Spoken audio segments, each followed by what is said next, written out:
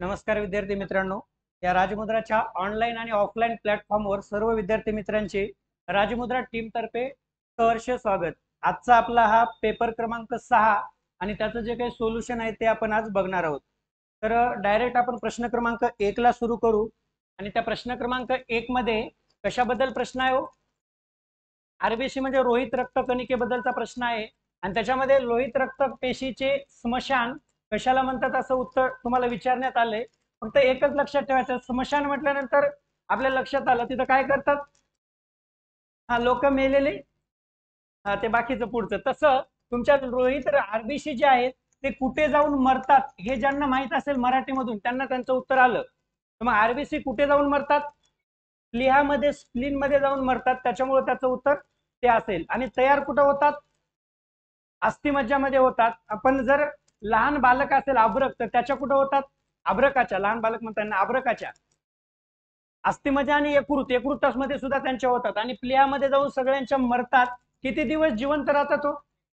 127 दिवस ते जिवंत राहू शकतात, म्हणून याला रोहित रक्तपेशीचे स्मशान म्हणतात। हे शब्द वेगळा वापरला म्हणून काय नाही, आपली पद्धत जी आहे ती वापरायची। कुठं जाऊन मरतात तिथं जाऊन मरतात, तर ते त्याचं उत्तर असेल। त्याच्यानंतर बोरचा परिणाम आहे, त्याचं जे उत्तर आहे ते रक्ताचं पीएच कमी, तेव्हा एचबी ऑक्सिजनची जे वहन क्षमता आहे ते सुद्धा कमी असेल। पीएच म्हणजे तुम्हाला बऱ्याच वेळेस पीएच पीएच खूप वेळेस ऐकायला भेटतो। या पीएच वरून काय ठरतो? जे तुमचे बेस आहेत, म्हणजे थोडक्यात ऍसिड बेस किंवा जे दोन्ही नाही तसं म्हणजे आम्ल, आम्लारी आणि ते द्रावण कसं आहे, उदासीन आहे का, हे कशावरून ठरतं? त्याच्या पीएच वरून ठरत असतं। मग आम्ल जर असेल तर त्याचा पीएच किती ते किती पर्यंत? 1 ते 7 म्हणा येईल का? मग आता त्याला 6.9 म्हणावं लागेल। हा, 1 ते 6.9 आणि 7 असेल तर ते उदासीन असेल, आणि 7.1 पासून 14 पर्यंत मग पुढे किती असेल त्याला म्हणायचं आम्लारी, असं म्हणून ओळखलं जाते। ते होतं बोरचा इफेक्ट। चला खाली त्याच्यानंतर तुम्हाला ट्रॉपिक हार्मोन, ट्रॉपिक हार्मोन म्हणजे काय, ट्रॉपिक हार्मोन काय असते ते जर कळालं तर बाकीचे उत्तर द्यायला थोडंफार सोपं जाईल। मग ट्रॉपिक हार्मोन म्हणजे काय? आपल्याकडे हार्मोन ज्या असतात तर त्याचे दोन प्रकार असतात बघा, एक अंतःस्रावी असतं आणि दुसरं बाह्यस्रावी असतं। आणि जे बाह्यस्रावी हार्मोन्स असतं, बाह्यस्रावी, तर त्याला काय म्हटलं जातं? ट्रोपिक हार्मोन्स असं म्हटलं जातं। मग यापैकी जे आहे ते तुमचं प्रोलॅक्टिन हे स्तन ग्रंथीवर आढळणारं बाह्यस्रावी हार्मोन आहे, त्याच्यामुळे त्याला प्रोलॅक्टिनला ट्रोपिक हार्मोन म्हणून ओळखलं जात नाही, सॉरी, आणि बाकीचे ओळखले जातात। बाह्यस्रावीवर स्त्रवतं म्हणून ते ट्रॉपिक हार्मोन नाही। तर त्याच्यानंतर योग्य जोड्या लावा, कशाचे आहे तो? फंगी म्हणजे कवक। तर आपल्याला याच्या अगोदर कवक खूप वेळेस कवक बघितलेत, पण हे थोडेसे वेगळीच कवक आलेत आपल्याकडे। मग तुमच्याकडे वाचत असताना काही गोष्टी आल्या असतील बघा, खरे कवक आणि खोटे कवक नावाचा एक प्रकार आला असेल, म्हणजे त्याला फॉल्स फंगी। आणि हे जे 3 फंगी आहेत ना वरचे, क्लब, सॅक आणि अल्गल, तर याला ट्रू फंगी म्हणायचं, म्हणजे खरे कवके आहेत हे 3। आणि हे कसं आहे, स्माइल मोल्ड्स, खोटं कवक आहे। मग खोटं कवक कशाला म्हणायचं आणि त्याला फॉल्स कवक कशाला म्हणायचं? फॉल्स फंगी कोणते आणि ट्रू फंगी कोणते? तर फॉल्स फंगी म्हणजे त्यांना पेसिभितिका नसते, पेसिभितिका नसते त्यांना फॉल्स फंगी म्हणतात। आणि ज्यांना पेसिभितिका असते त्यांना कोणते फंगी म्हणतात? ट्रू फंगी म्हणतात। मग आपल्याकडे 3 जे आहेत ते ट्रू फंगी। याच्यानंतर एका दिवस असाही प्रश्न येऊ शकतो तुम्हाला, हे जोड्या लावामध्ये आलाय, एका दिवस असा येईल, खालीलपैकी कोणते फॉल्स फंगी आहेत किंवा खालीलपैकी कोणते ट्रू फंगी आहेत, फॉल्स फंगी नाहीत, अशा टाईपचा। तर मग यांना या तिघाला लक्षात ठेवा, हे जे आहे ते ट्रू आहेत। आणि हा स्माइल मोल्ड्स कसा आहे? फॉल्स। स्माइल म्हणजे हसणे ना, मग हसलं की फसलं म्हणून फॉल्स आहे म्हणायचं, लक्षात ठेवा त्याला। ओके, चला या परत खाली। mRNA, mRNA, rRNA आणि tRNA, हे आरएनए जे तुमचे प्रकार आहेत आणि ते कसे आहेत? नॉन जेनेटिक असतील। आणि तुमचं जे डीएनए असेल ते काय असते? जेनेटिक मध्ये असतं. याच्यामध्ये आरएनए मध्ये जेनेटिकचे काही प्रकार असतात, पण ते तुमच्या याच्यामध्ये आले नाहीत अभ्यासक्रमात जास्त. पण डीएनए जेनेटिक असेल आणि आरएनए जे आहे ते तुमचं नॉन जेनेटिक असेल. आता आरएनए आणि डीएनएच्या बाबतीमध्ये जर बेसचा विचार केला तर एक बेस तुम्हाला लक्षात ठेवायचा आहे. त्याचा एक बेस लक्षात ठेवायचा आहे. कोणता हो? हा, युरॅसिल आणि थायमिन. थायमिन कुठं असतो? डीएनए मध्ये असतो. आणि डीएनए मध्ये जे थायमिन असते त्याच्या ऐवजी युरॅसिल हा बेस कुठं असतो? आरएनए मध्ये असतो. तेवढाच एक जास्त फरक लक्षात ठेवा, त्याच्यावर प्रश्न येतो. त्याच्यानंतर सिंगल किंवा डबल रिंगेड याच्याबद्दलही प्रश्न येऊन जातो तुम्हाला, त्याच्याबद्दल व्यवस्थित अभ्यास करा. एक प्रश्न फिक्स आहे, आरएनए किंवा डीएनए आजपर्यंत तुम्ही जर बघितलात तर त्याच्यावर प्रश्न येतोच, त्याच्यामुळे त्याला व्यवस्थित बघत चला. हा, लाळेमध्ये काही तुमच्याकडे दिलेले घटक आहेत, त्याच्यामधलं तुम्हाला सूक्ष्मजीव भक्षक कोणाला म्हणतात तर लायसोझाईमला सूक्ष्मजीव भक्षक म्हणतात. या सोडियमच्या बाबतीमध्ये याच्या अगोदर एकदा प्रश्न आला होता बघा. सोडियम कशाचं, म्हणजे त्याला काय म्हणू आपण, नियंत्रण कशावर ठेवतं? कशावर? स्नायूवर कसं म्हणता येईल आपल्याला? आता आपण जे पीएच बघितलं ना, पीएच, हा, पीएच जे बेस नियंत्रित करण्याचं काम करतं ते कोण करतं? सोडियम करत असतं. पीएच बेस नियंत्रित करण्याचं काम सोडियम करतं. टायलिन तर सगळ्यांनाच माहित आहे, ओळखीच आहे, ते नेहमीच आहे टायलिन. याच्यावर खालचा जे हे गट आहे, मला जे मुंगी, मधमासे आणि हे दोन दिलेत पाठीमाग 2018ला, माझ्या मते याच्यावर प्रश्न होता. हेमिप्टेरावर मावा, तुडतुडे आणि किडे हे कशामध्ये आढळतात असा प्रश्न होता. तेव्हा उत्तर काय होतं तुमचं? हेमिप्टेरा असं त्याचं उत्तर होतं. मग तर याच्यामध्ये तुम्हाला डिप्टेरामध्ये काय येतं, थॅसेनोप्टेरामध्ये काय येतं? बरं पहिल्यांदा सांगा, हे जे ऑर्डर मध्ये येतात याच्या ऑर्डर मध्ये, पण याचा जर तुम्हाला संघ विचारला तर तो संघ कोणता? हे आर्थ्रोपोडा मधले आहेत का? ओके, आर्थ्रोपोडा मधले आहेत. आणि आर्थ्रोपोडा हा जो संघ आहे तो पूर्ण संघ साधारण कशाचा आहे हो? कीटकांचा संघ आहे. आणि विशेषतः हा संघ त्या तुमच्या संघापैकी सर्वात मोठा संघ आहे, लक्षात ठेवा. याच्यावर प्रश्न असतो. आणि याच्यातला हा जो यांचे तक्ते आहेत, एक 10-12 जण आहे त्याच्यामध्ये, त्याच्यावर एक प्रश्न कधी मध्ये 1-2 वर्षांना रिपीट होतो. तर याच्यामध्ये डिप्टेरामध्ये फक्त माशी येते. डिप्टेरामध्ये फक्त माशी येते. आणि इथं काय विचारले तुम्हाला? मधमाशी विचारण्यात आली होती. ओके, इथं थॅसेनोप्टेरा जे आपण वाळवी म्हणतो ना, वाळवी, आता वाळवीला जर विज्ञानाच्या भाषेत म्हणायचं झालं तर काय म्हणतात तो? याच्यावर एकदा वाळवीवर प्रश्न आला होता की सिल्वर फिश डॅश डॅशच्या माध्यमातून आढळतात. तर जुनी पुस्तके असं त्याचं उत्तर आलं होतं, बरोबर. तर ते जे सिल्वर फिश आहेत ना, ते हेच आहेत, सिल्वर फिश. फिश म्हटलं की आम्हाला इकडे यावंच वाटत नाही. फिश म्हटलं की आम्ही माशाच्या गटामध्ये जातो, पण नाही तर सिल्वर फिश अर्थातच काय आहे होती? तुमची वाळवी आहे. आणि याच्यावर सुद्धा आयोगानं प्रश्न विचारलाय. ते असते थॅसेनोप्टेरा नावाच्या ऑर्डर मधलं. आणि त्याचा संघ कोणता म्हटलं तर आर्थ्रोपोडा हा संघ असेल. त्याच्यानंतर तुम्हाला मोलुस्कावर वगैरे प्रश्न येतात. मोलुस्कामध्ये एक महत्वाचा आपला घटक कोणता हो? मोलुस्काचं एखादे उदाहरण? शंख शिंपले. अजून ऑक्टोपस वगैरे त्याच्यामधले ते भाग येतील. ओके, चला. ऑक्टोपस बद्दल तर जास्त लक्षात ठेवा. ऑक्टोपस असेल किंवा स्क्विड असेल, यांच्यावर नेहमीच आयोगानं प्रश्न केलेला आहे. 5 ग्रॅम वस्तुमान असलेल्या पाण्याचे तापमान तुम्हाला वाढवण्यास सांगितलं होतं. तर त्याच्यामध्ये काय करा, या दोघांमध्ये फरक कितीचा येतोय बघा. तापमानातला फरक कितीचा आहे हो? 80चा आहे. तापमानातील फरक 80चा, त्याला एकूण किलोग्रॅम विचारले 5 किलोग्रॅम, मग त्याला गुणिले जर केला तर त्याची उष्णता मिळते. आणि किती झाली मग? 400 किलो कॅलरी हे त्याचं उत्तर झालं. 880 गुणिले 5 बरोबर 400. आता एक तुम्हाला इथं प्रत्येका वेळेस लागू पडेल असं काही सांगता येत नाही, पण जर कोणाला, आता प्रत्येकाला याचे सूत्र पाठ होणं काही शक्य नाही, मग त्यावेळेस काय करायचं, एक आकडेमोड करून बघायची काहीतरी. काहीतरी म्हणजे नाही तर आता 20 चोक 100 आले का पर्याय? आले की लिहून टाकले ते. असंही होणार नाही, तसं करू नका. पण काही ते लागू होणार नाही प्रत्येक वेळेस. पण काही वेळेस जर इकडे तिकडे आकडेमोड करून जर तुम्हाला उत्तर वाटत असेल तर ते लिहायला हरकत नाही. जर माहित नसेल तर स्किप करायला तर सगळ्यात बेस्ट राहील. असे प्रश्न स्किप करायला सगळ्यात बेस्ट राहतील. जर शाश्वती वाटत असेल हे असं उत्तर येऊ शकते, जसं राज्यसेवेच्या परीक्षेमध्ये 3-4 प्रश्न आले होते न्यूमेरिकलवर असे, त्यातले 2-3 प्रश्न आपल्याला फिक्स वाटत होते की याचं उत्तर हेच असू शकतंय, आपण सोडवल्यानंतर काहीतरी करून सोडवलं तेच उत्तर असू शकते, खरं तेच उत्तर आलेत. तसं जर वाटत असेल तर सोडवा, नाही तर स्किप केलेलं कधी बरं. प्रत्येक गोष्ट आपल्याला येईल असं नाही. हा प्रश्न राज्यसेवेला आलता का? आला होता ना. फक्त राज्यसेवेला आला तेव्हा याचं उत्तर थोडं वेगळ्या पद्धतीचं होतं, इथं आलं ते वेगळं पद्धत आहे, म्हणजे दोन्ही लक्षात ठेवायचे तुम्हाला. राज्यसेवेला याचं उत्तर काय दिले हो?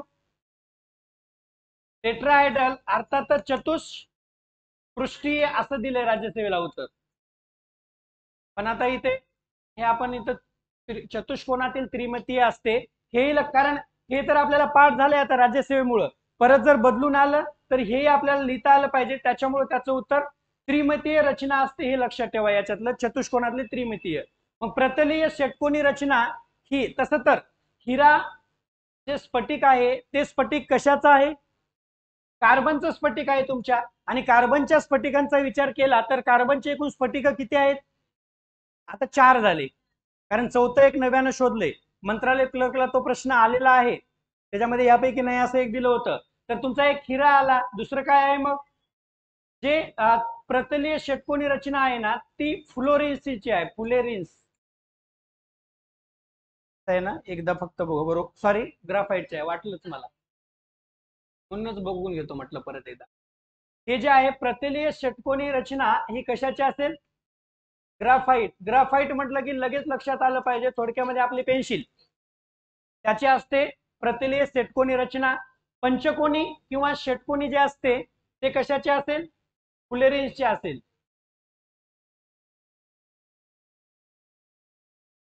आणि आता हे फक्त एक पर्याय म्हणून फक्त तुम्हाला फसवण्यासाठी दिलेला हा पर्याय असेल. हे तुमच्या हिऱ्याची झाली. आणि मग चौथं स्फटिक कोणता आहे? नव्याने ग्राफिन आहे, ग्राफिन. याची रचना वगैरे तेवढा अजून स्पष्ट झाली नाही, नव्याने शोध लागलाय. ज्यावेळेस रचना वगैरे स्पष्ट होईल, शोध करत जातील, तेव्हा आपल्याला लक्षात येईल त्याचं काय असेल ते. तर हे आहेत मग हिरा, ग्राफाईट, फ्लोरेन्स आणि ग्राफिन. मग यांच्या रचना वगैरे, जसं आता हिऱ्याची राज्यसेवेला विचारल्या काय सांगता येईल, ही विचारली तर इकडे अजून परत एका दिवस कुठली ती रचना इकडे परत कोणत्या तरी कमांडला वगैरे येईल. आणि अलीकडच्या परीक्षेमध्ये बघितलात तर कार्बन आणि कार्बनच्या स्फटिकावर एक प्रश्न हा बऱ्याच वेळेस आलेला आहे, त्याच्यामुळे याच्यावर लक्ष द्या परत एकदा. ठीक आहे, बाकीचं तर काही नाही त्याच्यामध्ये. या खाली परत हे ऑक्टेन नंबर आणि सिटेन नंबर काहीच नाही, उलट करा. जे ऑक्टेन नंबर आहे तुमचा तो काय करतो? पेट्रोलचा दर्जा ठरवतो. आणि जो सिटेन नंबर आहे तो काय करतो? डिझेलचा दर्जा ठरवतो. याचं फक्त खालचं वरी वरचं खाली झालेलं आहे. आपल्या परीक्षेमध्ये असंच करायचं, आयोगाच्या मात्र खालचं वरी वरचं खाली जास्त होणार नाही, पण असाच टाईप असतो. आता ते तुम्हाला पाठ झाले, पण फक्त कन्फर्म राही ना दोन्हीपैकी योग्य का दोन्हीपैकी अयोग्य लिहावं. पण बऱ्याच जणांना असा प्रश्न आला की लिहायची काय जास्त इच्छा होते, खरं खरं सांगायचं, काय लिहिता जास्तीत जास्त? दोन्ही योग्य लिहितात, पण कधी कधी अयोग्य बी येते ते. आणि अलीकडचा जर तुम्ही पॅटर्न बघितलात तर थोडंसं अवघड झाले पॅटर्नचं. काय झाले?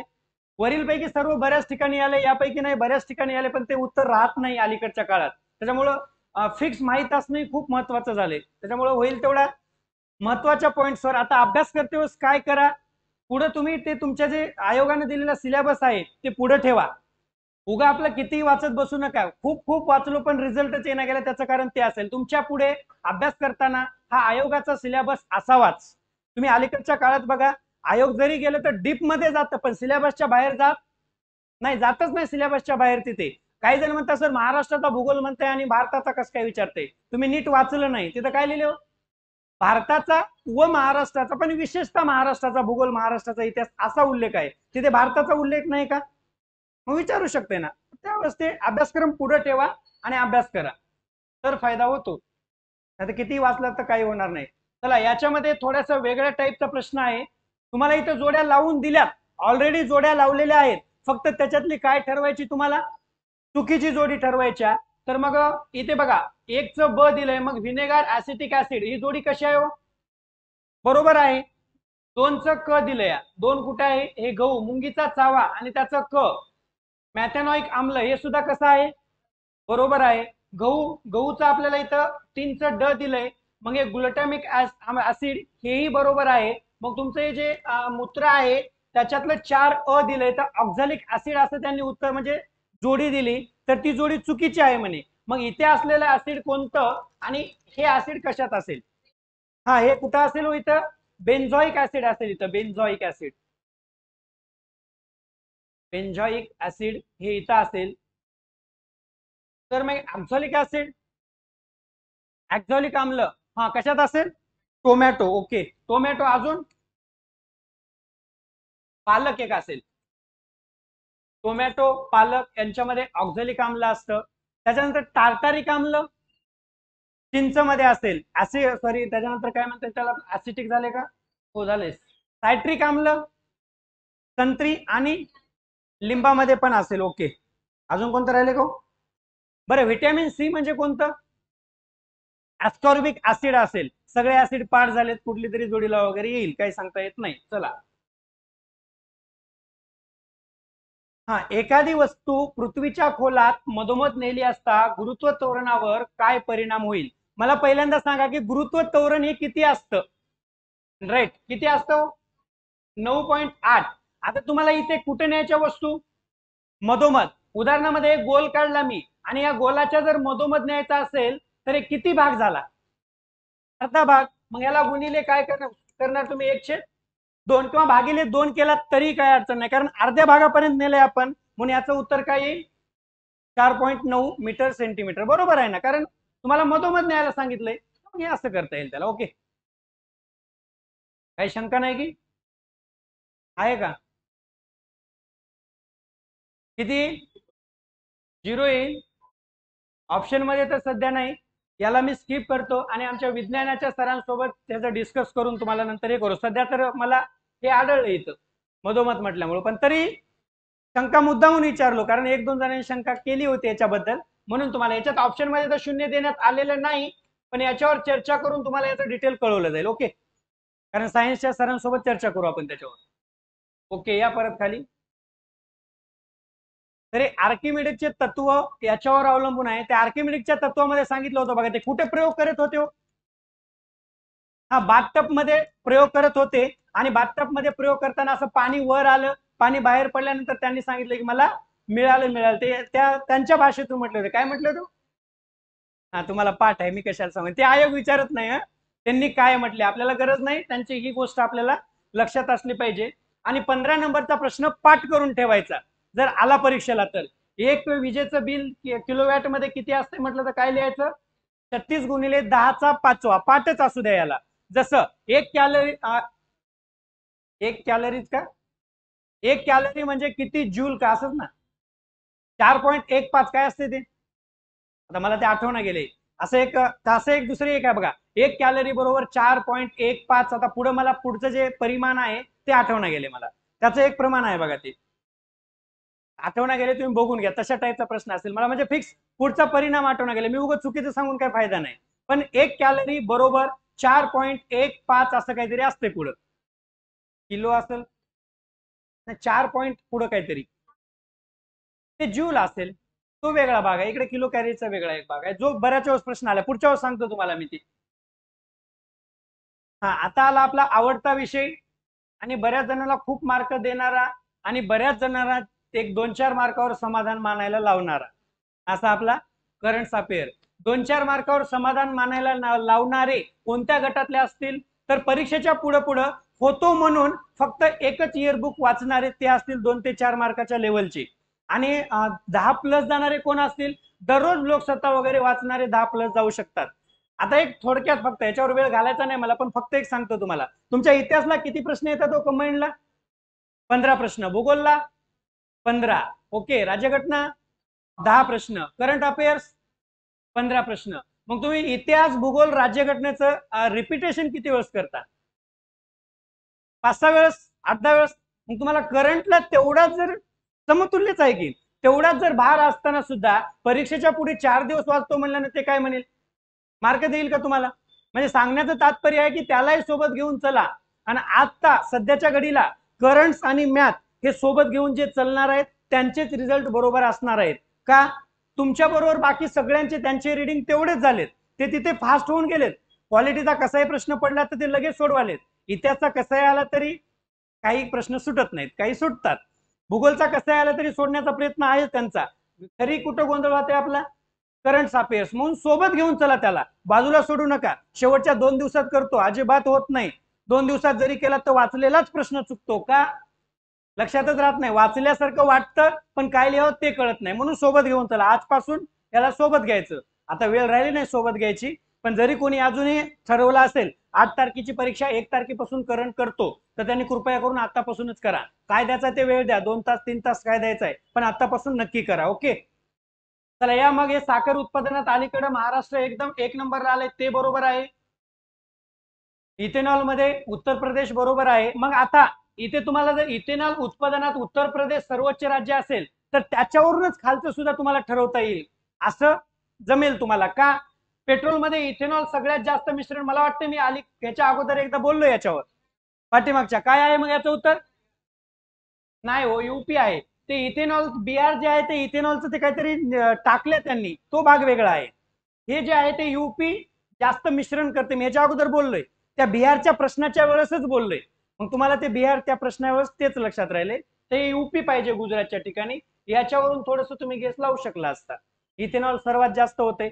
बरं, इथेनॉलचं सर्वात जास्त उत्पादन करून ते मग जर इथं मिसळायचं नसेल तर काय करणार आहे जास्तीत जास्त? मग इथं मिसळणार ना जास्तीत जास्त, त्याच्यावरून तर गेस लावा ना तिथे तुम्हाला. ओके, या परत खाली. हे काय चुकीचं आहे का? इथे आहेत ना, फक्त एक विधान पहिलं कसं आहे तुमचं, हे बरोबर आहे. तर मग इथे टोकियो ऑलिम्पिक मध्ये त्यांनी रौप्य पदक मिळवले, बरोबर आहे का? नाही तर काय मिळवलं होतं? कांस्य पदक मिळवलं होतं त्यांनी, ब्रांज पदक. रौप्यच्या जागी कांस्य असायला पाहिजे होते. दुसरी गोष्ट, लवंडीला हे हरियाणाचे आहे का हो? नाही तर ती कुठली आहे मग? आसामची आहे. मग त्या हरियाणाच्या जागी काय असायला पाहिजे होते? आसाम. म्हणून ते विधान तुमचे दोन्ही चुकीचे ठरलेत, फक्त एक बरोबर आले. दुसरी गोष्ट, तुमच्या ऑप्शन पैकी वरील पैकी सर्व असं देण्यात आलेलं नाही, याचा अर्थ दिलेल्यामध्ये एक तरी का होईना चुकीचं असणारच आहे. मग जे चुकीचं वाटतंय ते निवडा. म्हणजे परीक्षेमध्ये प्रश्न सोडवण्याची पद्धत वरीलपैकी सर्व नाही याचा अर्थ एक तरी चुकीचं आहे. मग 100% चुकीचं जे माहित आहे ना ते निवडा. बरोबर माहित असेल तर तेही निवडू शकता, पण बऱ्याच वेळेस असू शकते ते सगळ्या पर्यायात. बरोबर निवडला तर तुम्हाला 3 पर्यायाची टक्कर द्यावं लागेल. आणि चुकीचं निवडलं, उदाहरणार्थ काही जणांना हे माहित नसेल तर हे बऱ्याच जणांना माहित असतं तिचं राज्य, मग आसाम राज्याची आहे, हरियाणाची नाही, कुठं कुठं आलं? त्या दोन्ही मध्ये आलं. हे 2 ऑप्शन तुमचे उडून जातात. मग 50-50 मारायला तुम्हाला सोपं जातं. म्हणून अशा प्रश्नामध्ये चुकीचं अगोदर निवडून त्याच्यावरून उत्तराकडे जा. बरोबरचं 3 पर्याय आहेत आणि चुकीचं एका पर्यायात सापडाले, 2 पर्यायात सापडाले, मग तुम्हाला कोणतं सोपं जाईल? 50-50. अमिताभ बच्चन तर देते 50-50 तिथे, तेवढे 1-1 कोटी रुपयाला. हे आपल्याला 1 कोटीच्या कमी नाही आहे, मार्क मिळून आपल्याला कोटी रुपयेच कमवायचे. याचा अर्थ असा नाही की तुम्ही डायरेक्ट गेल्या गेल्याच कार्यक्रम सुरू करावा, नाहीतर काय दुसरंच होऊन बसायचं ते. चला, मस्तरचा cost of living city ranking आहे, म्हणजे कोणतं शहर राहण्याच्या बाबतीमध्ये महागडं आहे, कोणतं स्वस्त शहर आहे याच्या बाबतीमध्ये आहे. आणि त्यातले तुम्हाला आपल्या भारतातले विचारले सर्वात महागडे आणि सर्वात स्वस्त, तर ते कोण आहेत? मुंबई आणि कोलकाता सर्वात स्वस्त. आपण म्हणत नाही, कोण सांगतंय? ते रँकिंग सांगते. त्यांनी हो म्हटलं होच म्हणायचं, आपल्याला प्रश्नाशी घेणं देणं. म्हणू नका कोणी. तर कोलकात्याला गेलो होतो तिथं तर चहा 15 रुपयाला भेटला, आमच्या तर 5च भेटते. मग नांदेड द्यायला पाहिजे होते इथं. ते आपल्या मनावर नसतं, जी रँकिंग दिली ती योग्य म्हणायचं, आपल्याला काही घेणं देणं नाही. फक्त मला इथे जगामध्ये म्हणजे सर्वात महागडं शहर आणि जगामध्ये सर्वात स्वस्त शहर कोणते ते एक तिथं लक्षात घ्या. हा, कोणता असेल? हा, महागडं कोण आहे? हाँगकाँग. म्हणायलाही महाग आहे की नाही? हाँगकाँग बोलायलाही महाग पडाले, त्याच्यामुळे ते महागडं आहे. आणि सगळ्यात स्वस्त कोण आहे? अंकारा. हे सगळ्यात स्वस्त शहर असेल याच्यानुसार.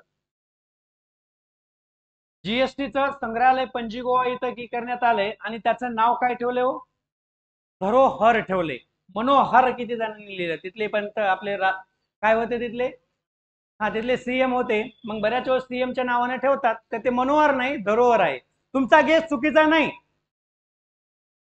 तुमचा गेस चुकीचा नाही, उत्तर चुकीचं आहे, पण गेस तुमचा बरोबर आहे. मनोहर धरोहर, पण ते धरोहर आहे, मनोहर नाही तिथे. जीएसटीच्या बाबतीमध्ये जीएसटी मध्ये समाविष्ट होणारे कर कोणते, त्याच्यापेक्षा समाविष्ट न होणारे कर कोणते पाठ करूनच ठेवायचे. बाकी तर काही नाही त्याच्यामध्ये. तेवढाच आता मुद्दा महत्वाचा असेल, जीएसटी मध्ये न समाविष्ट होणारे कर कोणते, त्याच्यावर प्रश्न येऊ शकते. समजा एक 5-6 कर आहे, त्याला लक्षात घ्या. हे अॅनोवॅक्स काय हो, अँकोवॅक्स. तुम्ही आहे ना याला जर फोड करून वाचिलात, सगळ्यांना व्यवस्थित जर फोड केलात, कशी, हे एन को आणि वॅक्स, तर तुम्हाला याच्यावरून सरळ उत्तर मिळून जाईल. एन ओ आले, पण ए म्हणजे अॅनिमल, एन हे अॅनिमल, को म्हणजे कोरोना आणि वॅक्स म्हणजे वॅक्सिन. अॅनिमल साठी असणारं देशातलं वॅक्सिन म्हणजे काय असेल ते अँकोवॅक्स असेल. याचं उत्तर ज्यावेळेस इंग्लिश मधून दिलं जाईल त्यावेळेस अजूनही सोपं जाते तुम्हाला. आयोगाच्या बाबतीमध्ये जर कुठे तुम्हाला अशी एखादी योजना असेल किंवा एखादी कुठली लस वॅक्सिन काही असेल तर इंग्लिश वाचायला शिका. आता इथे आपल्याला इंग्लिश उपलब्ध नाही, पण आयोगामध्ये तुम्हाला सहज उत्तर मिळते. साधारण 2 ते 3 प्रश्नाचे उत्तर तुम्हाला इंग्लिश वाचल्यानंतर कळून येतात, जे की योजना वगैरे असतात. ओके. पाठीमागे एक सीड नावाची योजना आल्या, तुम्हीच बघा कशाची आहे. आता जर विचारली तर सीड नावाची एक योजना आपल्या भारतामध्ये लॉन्च केल्या. ते सीड योजना म्हणलं की बऱ्याच जणांना सीड या नावावरून वाटते बी बियाणं काहीतरी असेल जवळपास, पण ते हत्तीचं नाही होते सीड, ते बी आहे तुमचं. तुमचे जे तुम्ही जे म्हणलात ना, ती बी आहे, बी म्हणजे हत्तींना रेल्वे ट्रॅकवर अलर्ट करण्यासाठी बी योजना होती ती, पण ही काय आहे, सीड आहे. मग ज्या भारतामध्ये जे अनुसूचित जाती भटक्या विमुक्त जमाती आहेत त्यांच्यासाठीची योजना आहे. काहीतरी घेणं त्यांना लागत नाही, पण याचं इंग्लिश नाव आलं ना त्यावेळेस ते येऊन जाते. अशा पद्धतीचे प्रश्न कशावरून सुटतील, इंग्लिश नाव बघतच चला, त्याचं तिथं पूर्ण एक्सप्लेनेशन असेल तुम्हाला इंग्लिशमध्ये. आता इथे देण्यात आलं नाही. खूप चर्चेत आली होती योजना, बरोबर. उत्तर भारतामध्ये तर खूप धुमाकूळ घातला, काही विद्यार्थ्यांचं याच्यामध्ये मृत्यू पण झालं आणि शासनानं परत त्यांची अलीकडे भरती पण केली. काही जण त्याच्यामध्ये सिलेक्शनच्या टप्प्यावरही आहेत. ती योजना, याच्यामध्ये चुकीचं विधान ओळखा म्हटलंय, आणि चुकीचं कोणतं आहे मग, तर इथं युवकांना 5 वर्ष नाही, किती वर्ष आहे, 4 इयर आहे फक्त. इथं 4 वर्ष लक्षात ठेवा, त्याला 5 वर्षाची नाही. तशी तर ही योजना 17.5 ते 21 हे एकदम बरोबर आहे. 21 बरोबर आहे मूळ योजनेनुसार, परंतु लोकांकडून विरोध होत होता आणि त्या विरोधामुळं परत या योजनेचा कालावधी 21 वरून किती करण्यात आलाय, 23, आणि ती फक्त याच वर्षी लागू होणार आहे 23. पुढे नंतर मूळ योजनेमध्ये किती आहे कालावधी, 17.5 ते 21च आहे, पण खूप लोकांचा विरोध झाला म्हणून 23 वर्ष असं करण्यात आले. 1-2 वर्ष कंटिन्यू ठेवतील किंवा नंतर परत हेच आणतील, काही सांगता येत नाही. बाकी तर बरोबर आहे. तसं तर हे अशा योजना आपल्या भारतासारख्या देशामध्ये खरंच राहायला नाही पाहिजे. त्याचं कारण आहे, ह्या योजना विकसित देशामध्ये लागू होतात जास्तीत जास्त. आपल्याकडल्या लोकांना 4 वर्षात लगेच रिटायर करायची काही जास्त आवश्यकता नाही. खूप जाणार आहेत पण गरज नसते, पण तरी केलं, जाऊ दे, आपण बोलायच नाही त्याच्यावर. सरकारनं केली, आपल्याला घेणं देणं कितीपर्यंत हो, परीक्षेच्या लिहिण्यापर्यंत. पण PSI वाल्यांना नंतर तुम्हाला जेव्हा कुठं जावं लागणार आहे, मुलाखतीला जावं लागणार आहे, तेव्हा चर्चा करावं लागेल त्याच्यावर, का बरोबर का चूक. पण आपले रट्टे मारायचे नाही जास्तीत जास्त. ब्रिक्स योजना 5 उत्तर लिहिणारे काही जण असतील, काही जण असतील, सगळे काही नसणार नाहीत. का तर त्यांना ब्रिक्स माहितच आहे, काय, BRICS. मग हे ब्रिक्सचे, आम्हाला इथं ब्रिक्सचे सदस्य, पण इथे कशाचं विचारलंय, ब्रिक्स बँकेचे. अलीकडे खूप दिवसपर्यंत हे सदस्य होते, पण नंतरच्या काळामध्ये या ब्रिक्स बँकेचे किती सदस्य वाढलेत, 4 सदस्य तुमचे वाढलेत. पूर्वी 5 होते, मग त्याच्यामध्ये ब्राझील असेल, रशिया असेल, इंडिया असेल, चीन असेल आणि दक्षिण आफ्रिका असेल, हे झाले मूळचे 5. मग वाढलेले वेगळे 4 कोणते, हा कोणते हो, बांगलादेश,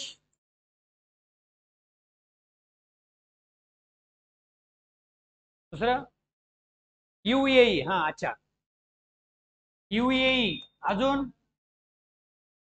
कोणता, रुग्वे, राईट, नॉर्वे म्हटलं मला, उरग्वे, आणि सगळ्यात शेवटचा म्हटलं तर कोण मग, इजिप्त. ओके. हे बघा 4 आणि हे 5, असे मिळून किती सदस्य आहेत मग याचे, 9 सदस्य आहेत ब्रिक्स बँकेचे. ब्रिक्स बँकेची स्थापना डॅश साली झाली होती, 2014ला. कुठे झाली होती हो? कोणत्या ब्रिक्स बँकच्या त्याच्यामध्ये संमेलनात म्हणू आपण थोडक्यात, शिखर परिषदेमध्ये. तर फोर्टालेझा या ठिकाणी शिखर परिषद झाली, त्याच्यामध्ये ब्रिक्स बँकेची स्थापना करण्यात आली होती 2014ला. त्याचं जे काही मुख्यालय आहे ते कुठं आहे, शांघाय, चीन या ठिकाणी आहे. मला वाटते ब्रिक्स बँकेचे पहिले अध्यक्ष हे भारताचेच व्यक्ती होते, केव्ही कामत नावाचे. ते ब्रिक्स बँकेचे पहिले अध्यक्ष होते भारतीय. चला या परत खाली. हे असे प्रश्न जर आले तर काय करावं आता, कसे सोडवा आता. डायरेक्ट 43 म्हटलंय वगैरे एखाद्या वेळेस तसं स्पष्ट उल्लेख न देता अप्रत्यक्षपणे तुम्हाला त्यांना सुचवायचं असतं. नावावरून ठरवायचं, नावावरून ठरवायचं की म्हणजे याला अपेक्षित काय आहे या प्रश्नाला. काही जणांना कळालं असेल काय अपेक्षित आहे प्रश्नाला. पहिली महिला अध्यक्ष हे प्रश्नाला अपेक्षित आहे. मग त्यांनी तुम्हाला सरळ विचारलं नाही की पहिली महिला अध्यक्ष कोण आहेत असं. त्यांनी असं विचारलं, मग ज्यावेळेस तुम्ही पहिली महिला अध्यक्ष वाचला असेल त्यावेळेस इसवी सन वाचला असेल, हे ठीक आहे 43 जाऊ द्या, ह्याला कॅन्सल करू आपण. पण काय लक्षात आहे आपल्या, इसवी सन बऱ्याच जणांच्या लक्षात असतं. आणि साहित्य संमेलनाच्या पहिल्या अध्यक्षा कोण आहेत, कुसुमावती देशपांडे. ते कुठे झालं होतं पहिलं साहित्य संमेलन, म्हणजे सॉरी हे 1961 जिथे पहिली महिला अध्यक्ष होत्या, तर ग्वाल्हेरला झालं होतं ते. दुसरा एक विचारतो, आपल्या मराठी साहित्य संमेलना आतापर्यंत किती महिला अध्यक्ष लाभल्या आहेत. ऑन दी स्पॉट प्रश्न येऊ शकतो बघा असा, किती महिला अध्यक्ष. जसं हा आला की नाही आता ब्रिक्स बँकेचे किती सदस्य आहेत, डायरेक्टली येऊ शकतो. वन लाईनर दिसला आम्ही खुश झालो, पण खुश होऊन काय फायदा होतो का. फिक्सच माहिती पाहिजे. आजपर्यंत 5 महिला अध्यक्ष झाल्या. त्याच्यामध्ये एक आली कोण, कुसुमावती देशपांडे. दुसरी कोण आहे, शांता शेळके आली. दुसरी म्हणताय नाही, तिसरी असेल. त्याच्यानंतर एक आहे विजया राज्याध्यक्ष. आता हे कुठे कुठे आहे ते तुम्ही नंतर फिक्स बघून घ्या, म्हणजे कोणत्या अध्यक्ष वगैरे सांगतो मी सध्या. एक विजया राज्याध्यक्ष, 1 2 3. त्याच्यानंतर अलीकडे एक झालेली शेवटची कोण, अरुणा ढेरे. आणि अजून एक राहिली बघा, माझ्याकडे असेल लिहून तर लगेच बघू. एक राहिली महिला, हा बरोबर आहे. चला, दुर्गा भागवत एक आहे.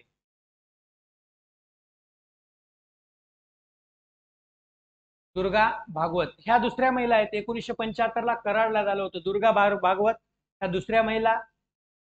त्यानंतर शांता शेळके 1996 ला आळंदीला भरलं होतं तेव्हा शांता शेळके होत्या. 2003 ला इंदोरला भरलं होतं तेव्हा विजया राज्याध्यक्ष होते. बाकी नंतर बघून घ्या, फक्त सांगतोय. आणि अरुणा ढेरे अलीकडे यवतमाळला भरलेल्या साहित्य संमेलनाच्या त्या अध्यक्ष होत्या. मग किती महिला आहेत एकूण, 5 महिला. एखाद्या वेळेस असाही प्रश्न क्रिएट होऊ शकतो, खालीलपैकी कोणती महिला ही साहित्य संमेलनाची अध्यक्ष झाली नाही. मग त्यावेळेस तुम्हाला 3 1 जे आहे ते बाजूला काढता आलं पाहिजे. म्हणून 5ला 5 नावं वाचनात तरी पाहिजेत कमीत कमी. परीक्षेमध्ये जशा तसे नाही आठवले, ऑप्शन बघून तरी आठवले पाहिजेत की हे 5 होत्या बाकीच्या नव्हत्या. अलीकडचं कितवं झाले साहित्य संमेलन शेवटचं, 94 झालं बरोबर की 95 झाले, नाही 94 कुठे झालं, 94 साहित्य संमेलन कुठे झाले, उदगीरला. लातूर मध्ये उदगीरला झाले. अध्यक्ष भारत ससाने की सासने, ससानेच असेल, ते असेल ससाने किंवा सासने. हा, तर ते त्यांचे अध्यक्ष होते. मला वाटतं ते अजून एका बाबतीमध्ये महत्वाचे आहेत. त्यांना आय थिंक या वर्षीचा विधा करंदीकर पुरस्कारही त्यांना भेटलेला आहे.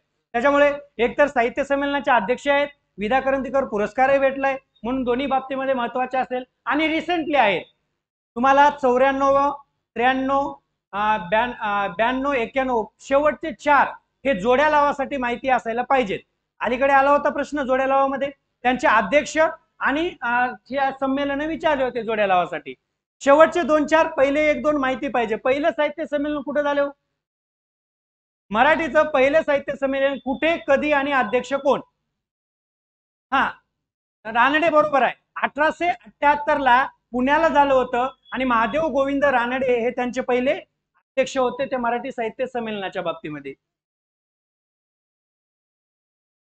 95 की 94,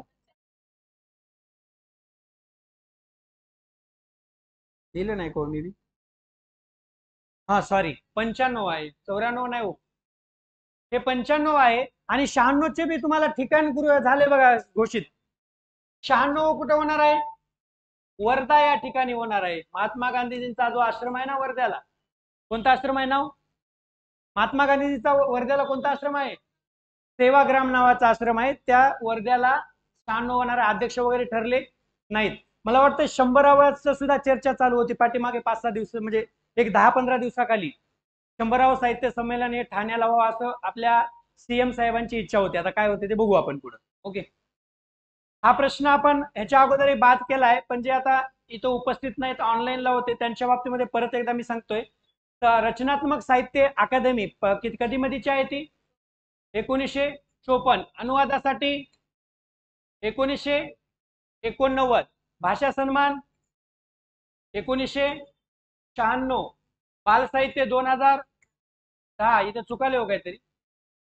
आणि युवा साहित्य 11. चुकाले वाटाले काहीतरी तुमचं इथे. हा 89 बरोबर आहे. 96 लिहिले ना आपण.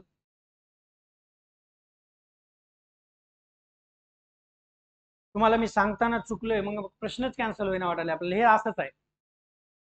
रचनात्मक 1954, अनुवादासाठी 1989, भाषा सन्मान 1996, बालसाहित्य 2010 आणि 2011. अ ब क ड ई काहीच चुकलं नाही की. प्रश्न कोणी कॅन्सल केलाय? गेलेल्याला जाऊ द्या, आता एकच बरोबर आहे. सॉरी, हेच बरोबर आहे. इथं मला हे मी पहिल्यांदा इथे 1996 सांगितलं का तुम्हाला? काय हेच सांगितलं होतं? मग हेच सांगितलं उत्तर तेच होतं, तेव्हाच म्हणायचं उत्तर बरोबर आलं. मलाच कन्फ्युजन झालं होतं. मी बाहेर बसल्या जागी दुसरंच उत्तर निघालं होतं. हेच बरोबर आहे, काय अडचण नाही. चला, झालं आता अवघड तिकडे गेलेलं आहे. हा, मराठी भाषा अभ्यासक पुरस्कार 2021 कोणाला भेटलाय? रमेश वरखेडे यांना भेटलाय. बाकी याच्यातलं अनुराधा पाटील एक थोडक्यात महत्वाची व्यक्तिमत्व आहे, कारण मला वाटतं यांना 1-2 वर्ष, पण काय नाही, 2 वर्षाखालचा आहे. 19चा आहे. कदाचित अजूनही नावाच्या याला भेटला होता. तेवढ्या मागे काही आयोग जाणार नाही, त्याच्यामुळे टेन्शन घेऊ नका त्यांचं. बाकीचे मराठी भाषा अभ्यासक पुरस्काराच्या व्यतिरिक्त मराठी भाषेचे 2-4 पुरस्कार आहेत, पण ते तेवढे महत्वपूर्ण नाहीत. याच्यावर एकदा आयोगाने हा प्रश्न विचारला होता, त्याच्यामुळे पाठ राहू द्या याला. काय काय पाठ करता की पण करा. आता हा प्रश्न इक्वेडोर सगळ्यांनाच माहित होतं. काय होतं, एका दिवस आम्हाला अनपेक्षित प्रश्न येतो, म्हणजे माहित असते सगळं, पण आम्ही वाचत असताना फक्त गरज असते तेवढंच वाचतो. वन्य प्राण्यांना कायदेशीर दर्जा, इक्वेडोर हा पहिला देश, आणि सरळ सरळ आयोग बी जास्तीत जास्त कशावर प्रश्न विचारतो? हाच प्रश्न विचारतो. पण थोडस पुढे जाऊन एखाद वेळेस तुमच्या वाचनाचा कल वाढावा, तुम्ही वाचन करत असताना अजून एक म्हणजे अधिकचं वाचावं सध्याच्या पॅटर्न नुसार, म्हणून फक्त प्रश्न क्रिएट केला होता. म्हणून दक्षिण अमेरिकन सगळे, बऱ्याच जणांना हे फिक्स माहित होतं, तरी सुद्धा तुमचा हा प्रश्न चुकला असेल. पण आयोग सरासरी असं डायरेक्टली असा प्रश्न विचारत नाही. आयोग डायरेक्ट हा प्रश्न विचारतो, वन्य प्राण्यांना कायदेशीर अधिकार देणारा जगातील पहिला देश कोणता? त्यावेळेस काय असेल? इक्वेडोर, आणि तो दक्षिण अमेरिकेमध्ये आहे.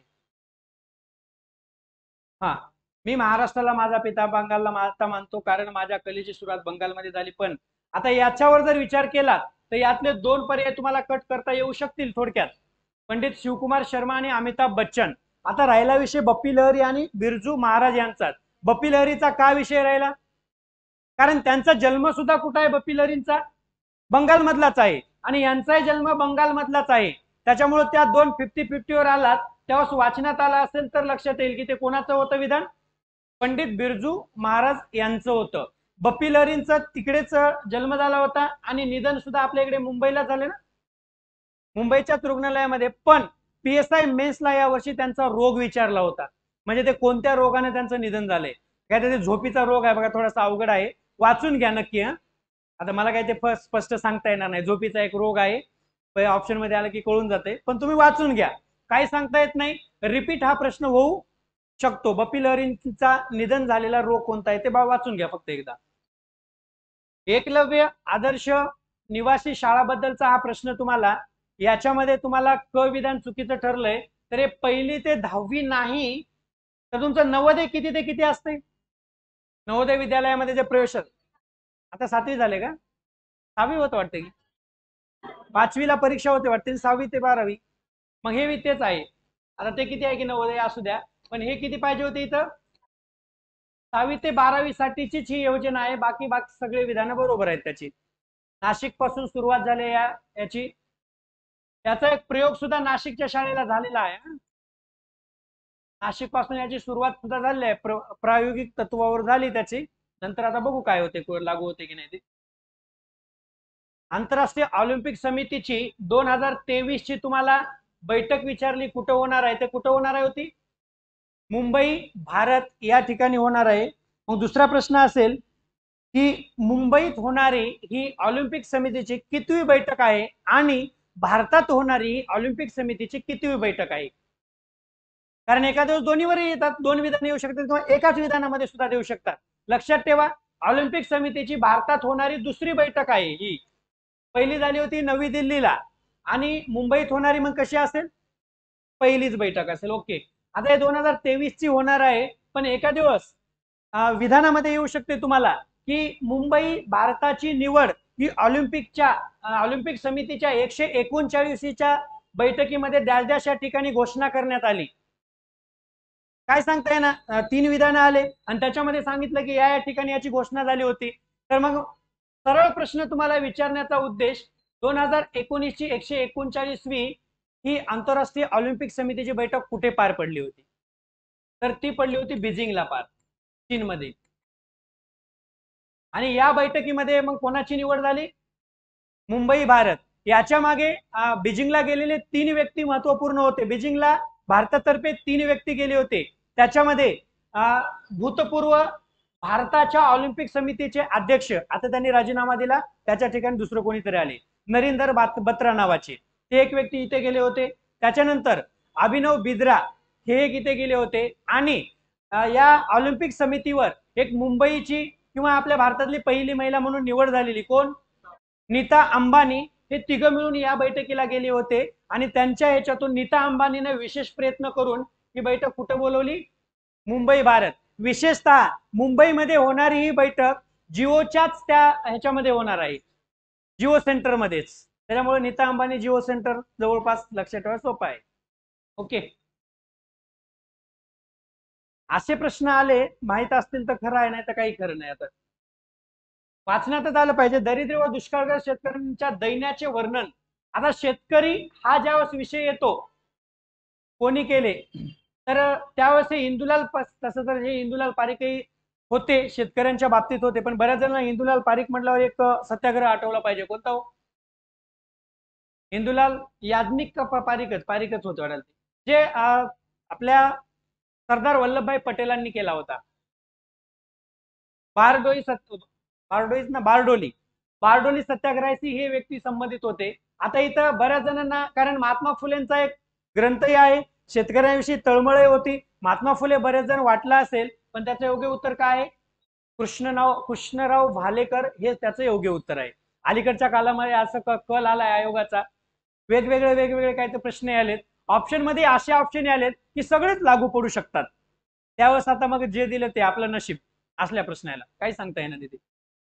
याच्यामध्ये हेही बरोबर आहे, हेही बरोबर आहे आणि हेही बरोबर आहे, म्हणून उत्तर काय दिले? यापैकी नाही. याचा अर्थ काय होतो? सर्व बरोबर होतात. आणि हे आहे वायसीएमच्या पुस्तकामधलं. मुद्दाम टाकलं वाचनामध्ये, मलाही पहिल्यांदाच आलं, थोडंसं वेगळं वाटलं.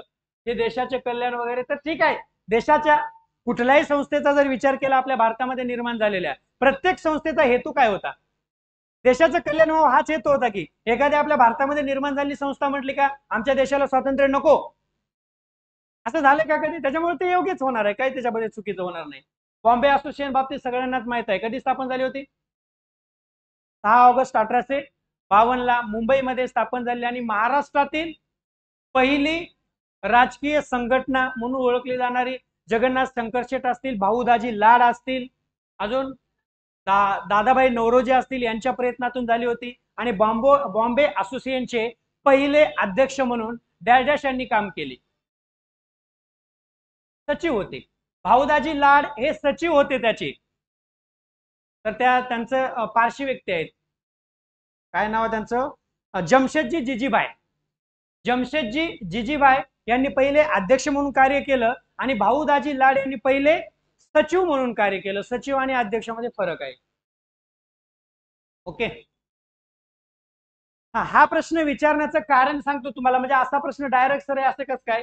अ, तसं तर हे आदिवासी आदिम जनजाती सेवा संघटनेची स्थापना 1948 ला झाली. मग एवढ्या पूर्वीचा प्रश्न, 100 वर्ष वगैरे काही नाही. 1947 असेल तर 75 वर्ष झाले असते. पण आता पुढच्या वर्षाला 75 वर्ष होणार आहेत 2023 ला. पण त्याच्याही पूर्वी एक दुसरी गोष्ट आहे की अलीकडेच एक आदिवासी संग्रहालयाचं उद्घाटन झालं आणि त्याच्यामध्ये आदिवासी मंत्र्यांनी या भारतीय जाती जनजाती सेवा संघटनेचा उल्लेख केला होता त्यांच्या भाषणामध्ये. आणि त्यांनी सांगितलं की ठक्कर बापांनी जी संघटना स्थापन केली त्याचे पहिले अध्यक्ष हे राजेंद्र प्रसाद होते. हे मी नाही बरं, कोण म्हणतंय? भारताचे आदिवासी विभागाचे मंत्री, त्यांच्या तोंडचे विधान आहे ते. आणि ते बरोबरच असणार आहे, कारण चुकलं तरी आपल्याला क्लेम करता येते, काही विषय नाही. त्यांचं भाषण आपण आयोगाला पाठवायचं. आम्ही मनानं म्हटलेलं नाही. तुमच्या हा बरोबर आहे ते, त्याचं आहे का? ओके, वायसीएम मध्ये आहे म्हणत. चला, नो टेन्शन. मग म्हणजे याचा अर्थ तुम्हाला वायसीएम बरोबर वाचून घ्यावे लागतील आता. तसं तर झालंय आमचं वायसीएम, बऱ्याच जणांचं 80% आहे तिथे वायसीएम वाले, पण आम्ही वाचलं नाही त्याच्यामुळे झाले तसं. ओके, चला या खाली. हे जीवा सोमा मसे बिरसा मुंडा, हे बिरसा मुंडा व्यक्तिमत्व महत्वाचं आहे बघा. गेल्या वर्षीचाच भाग आहे तो. नरेंद्र मोदींनी यांचा एक दिवस, यांचा जन्मदिवस जनजाती गौरव दिन म्हणून साजरा करण्याचं ठरवलंय. कोणता आहे तो? मला फिक्स आठवण गेली, तुम्हाला मी विचारलं. 15 काहीतरी आहे, 15 नोव्हेंबर. ओके, बरोबर आहे. आदिवासी जनजाती गौरव दिन म्हणून कोणाचा दिवस पाळला जाणार आहे? बिरसा मुंडा यांचा जन्मदिवस. यांच्या जन्म दिवसाच्या दिवशी छत्तीसगड रांची या ठिकाणी आदिवासी संग्रहालय स्थापन झालं होतं. त्या दिवशी नरेंद्र मोदींनी यांची घोषणा केली होती. त्यामुळे महत्वाचा आहे तोही भाग तुमच्यासाठी. भाषा शुद्धीचं आंदोलन हे स्वातंत्र्यवीर सावरकर आणि प्रके आत्रे काय दिले हो, माझा पटवर्धन नाही, फक्त हे दोघ आहेत. हे भाषा शुद्धीबद्दलचं आहे. आणि जर शुद्धीकरण चळवळ कोणत्या संस्थेने राबवली होती असं विचारलं तर आर्य समाज लिहिली. ओके, शुद्धीच आहे, पण हे भाषा शुद्धी आहे. आणि ते शुद्धीकरण म्हणजे दुसऱ्या धर्मात गेलेल्या लोकांना आपल्या धर्मात आणण्याचं काम आर्य समाजाने केलं होतं. तो आणि हा भाग थोडा वेगळा आहे. ओके, एका चळवळ महत्वाची का आहे तर तुम्हाला ह्याच्यावरूनच कळालं असेल, इसवी सन वरूनच. ओके, का हो, किती झाले? 100 वर्ष पूर्ण झाले. तर थोडक्यात त्याची माहिती असावी. मग ते मोतीलाल तेजावत यांच्या ह्याच्यामध्ये जे अवध लखनौला जे हे झालं होतं ना, हे यांचं कार्यस्थळ होतं. अवध लखनौ म्हणजे उत्तर प्रदेशमध्ये ही चळवळ सुरू झाली होती. तसं तर शेतीच्या बाबतीमध्ये जास्त घटना जर आल्याच तर जास्तीत जास्त फोकस कोण होते?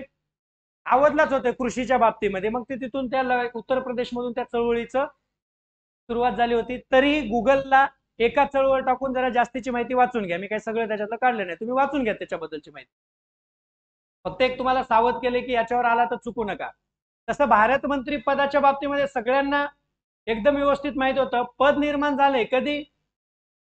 1858च्या. पण त्याचं मूळ कुठं होते असा प्रश्न आहे तो. आणि मूळ कुठं होतं मग? 1773चा कोणता ऍक्ट हो? रेग्युलेटिंग ऍक्ट मध्ये त्याचं मूळ होतं. 1858ला ज्यावेळेस भारत मंत्री पद निर्माण झालं त्यावेळेस पहिले भारत मंत्री कोण होते? स्टॅनले हे पहिले भारत मंत्री होते. आणि भारताचे पहिले हाय कमिशनर कोण होते 1919च्या कायद्यानुसार? William mayor. विल्यम मेयरचा प्रश्न याच्या अगोदर विचारून झालाय. स्टॅनलेचा सुद्धा प्रश्न याच्या अगोदर विचारून झालाय. 1935च्या कायद्यामध्ये ऍडव्होकेट जनरल नावाचं पद निर्माण झालं होतं. ते पहिले कोणते होते ते शोधून घ्या. 2 झालेत विचारून, त्याच्यावर एका दिवस येईल समजा. पुढील वर्णनावरून कोणाचा बोध होतो? फक्त इथं जरी वाचलं तरी समजलं. मराठी व्याकरणाचे जे पाणिनी म्हणतात ते कोण आहेत? दादोबा पांडुरंग तरखडकर. काही जणांनी तरखडकर पाठ केलं पण हे वरलंच लिहून टाकलं, आप्पा करून टाकलं. काही जण नाही, ते नापा आहे. दादोबा पांडुरंग तरखडकर. कालच्या राज्यसेवेला मला वाटतं परमहंस सभा आणि मानव धर्म सभा यांच्यावर प्रश्न आला, डायरेक्ट विचारलं, काही जण हँग झाले तिथं. आणि बऱ्याच जणांनी काय लिहिलं? आत्माराम पांडुरंग तरखडकर लिहून टाकलं होतं. तसं एका दिवस होऊन जाते. म्हणजे एका चुकू नका त्याच्यामध्ये. हे बडोदा संस्थानात दुभाषी होते. आणि हे जे आहेत दादोबा पांडुरंग तरखडकर अजून एका संस्थानामध्ये नवाबाचे शिक्षक म्हणून काम केले होते, जावरा संस्थानामध्ये. ओके, संस्थानामध्ये नवाबाचं शिक्षण म्हणून काम करणारे अजून एक समाज सुधारक आहेत, ते म्हणजे बाळशास्त्री जांभेकर. त्यांनी कोणत्या संस्थानामध्ये केलं होतं? अक्कलकोटच्या युवराजाचे शिक्षक म्हणून त्या बाळशास्त्री जांभेकरांनी सुद्धा काम केलं होतं. हा जो भिल्लाचा बंडाचा बिमोडाचा जर विचार केला तर हे अहमदनगरचे डेप्युटी कलेक्टर होते. त्यावेळेस त्यांनी भिलाचा बंड मोडून काढला होता. त्याच्याबद्दलच त्यांना कोणती पदवी दिली होती? Rao Bahadur, justice of peace सुद्धा यांना दिलेला आहे. राव बहादूर पदवी यांना सुद्धा मिळाली. दुसरं लोकहितवादींना सुद्धा मिळाली. आणि तिसरा एक व्यक्ती तुम्हाला विचारलं तर विचारू शकतात, जे भारतीय कामगार चळवळीचे जनक म्हणून ओळखतात, नारायण लोखंडे. या तीन व्यक्तींना, महत्वपूर्ण तीन व्यक्तींना राव बहादूर पदवी आहेत. बाकीचे असतील पण महत्वपूर्ण फक्त सांगतोय तुम्हाला, बाकीचे खूप आहेत. कारण इंग्रजांना ते थोडस चांगलं काम केलं की लोकांना देतच होते ते. उपराष्ट्रपती पदाबाबत विधान विचारले तुम्हाला, त्याचं उत्तर काय आहे? डायरेक्ट उत्तर पटकन काढू. काय दिले पटकन सांगा. चला पहिल्यापासून बघू. दोन दिले ना? हा चला. निर्वाचन गण संसदेच्या दोन्ही सभागृहाचे मिळून बनलेला असतो. एकदम बरोबर आहे. राष्ट्रपतीमध्ये संसदेच्या दोन्ही सभागृहाचा असं म्हणता येणार नाही. तिथे निर्वाचित हा शब्द राष्ट्रपतीच्या निवडणुकीत आला पाहिजे. इथे नसेल तर चालते, दोन्ही असतात तिथं. लोकसभा सदस्य म्हणून मी याच्यावर बोललो होतो याच्या अगोदर. हे पदसिद्ध अध्यक्ष कशाचे असतात? म्हणून लोकसभेचा नाही, कशाचा झाला पाहिजे ते? ती कुवत असली पाहिजे. त्याच्यामधून हे विधान चुकले. महाभियोगाची गरज आहे का? नाही. यांच्यावर ठराव मांडला जातो आणि तोही ठराव पहिल्यांदा फक्त राज्यसभेतच मांडता येतो, लोकसभेत नाही. म्हणून हे विधान चुकीचं. आणि 16व्या उपराष्ट्रपती निवडणुकीच्या उमेदवार म्हणले आपण फक्त, म्हणून उमेदवार होत्या कोण? Margaret Alva. आणि निवडून आले कोण? जगदीश धनखड. हे आपले राष्ट्रपती उपराष्ट्रपती झाले. तुमच्यासाठी प्रश्न, जगदीश धनखड हे उपराष्ट्रपती होण्यापूर्वी कोणत्या राज्याचे राज्यपाल होते? कोणत्या? पश्चिम बंगाल. बरोबर आहे का? आणि हे कोणत्या होत्या मग? झारखंडच्या होत्या ना त्या. ज्या आपल्या राष्ट्रपती द्रौपदी मुर्मू झारखंडच्या, आणि हे पश्चिम बंगालचे. असे लक्षात ठेवा. त्याच्या अगोदर रामनाथ कोविंद ज्यावेळेस झाले होते, बिहारचे होते वाटतं आय थिंक, त्यांच्यावर प्रश्न खूप वेळेस येऊन गेला बघा. तसं एखाद्या वेळेस रिपीट केला तर काही सांगता येणार, पाठ करून ठेवा. एवढ्या लवकर काय देतील किंवा नाही येईल काय सांगता येणार. आपल्या घटनेमध्ये मार्गदर्शक तत्वावरला प्रश्न आहे हा 51 म्हणल्यानंतर. आणि मार्गदर्शक तत्वाची घटना दुरुस्ती 42व्या घटना दुरुस्तीने टाकले. पहिल्यांदा 10 टाकले आणि नंतर एक 11वं टाकलं. ते 11वं जे आहे ते कोणत्या घटना दुरुस्तीनं? 86. 2002 का 3? 2002. त्याच्यानंच अजूनही दुसरं काही काही बदल झालेत बघा. जसं मूलभूत हक्कामध्ये सुद्धा 21 हे शिक्षणाचा हक्क टाकला मूलभूत हक्कामध्ये. त्याच्यानंतर कलम 45 मध्ये फक्त शब्दामध्ये बदल केला, व्याख्येमध्ये बदल केला. इथे काही नवीन टाकलं नाही. ओके. त्या तिन्हीच्या बाबतीमध्ये 86 घटना लक्षात ठेवा. 91 काही ही महत्वाची आहे बरं.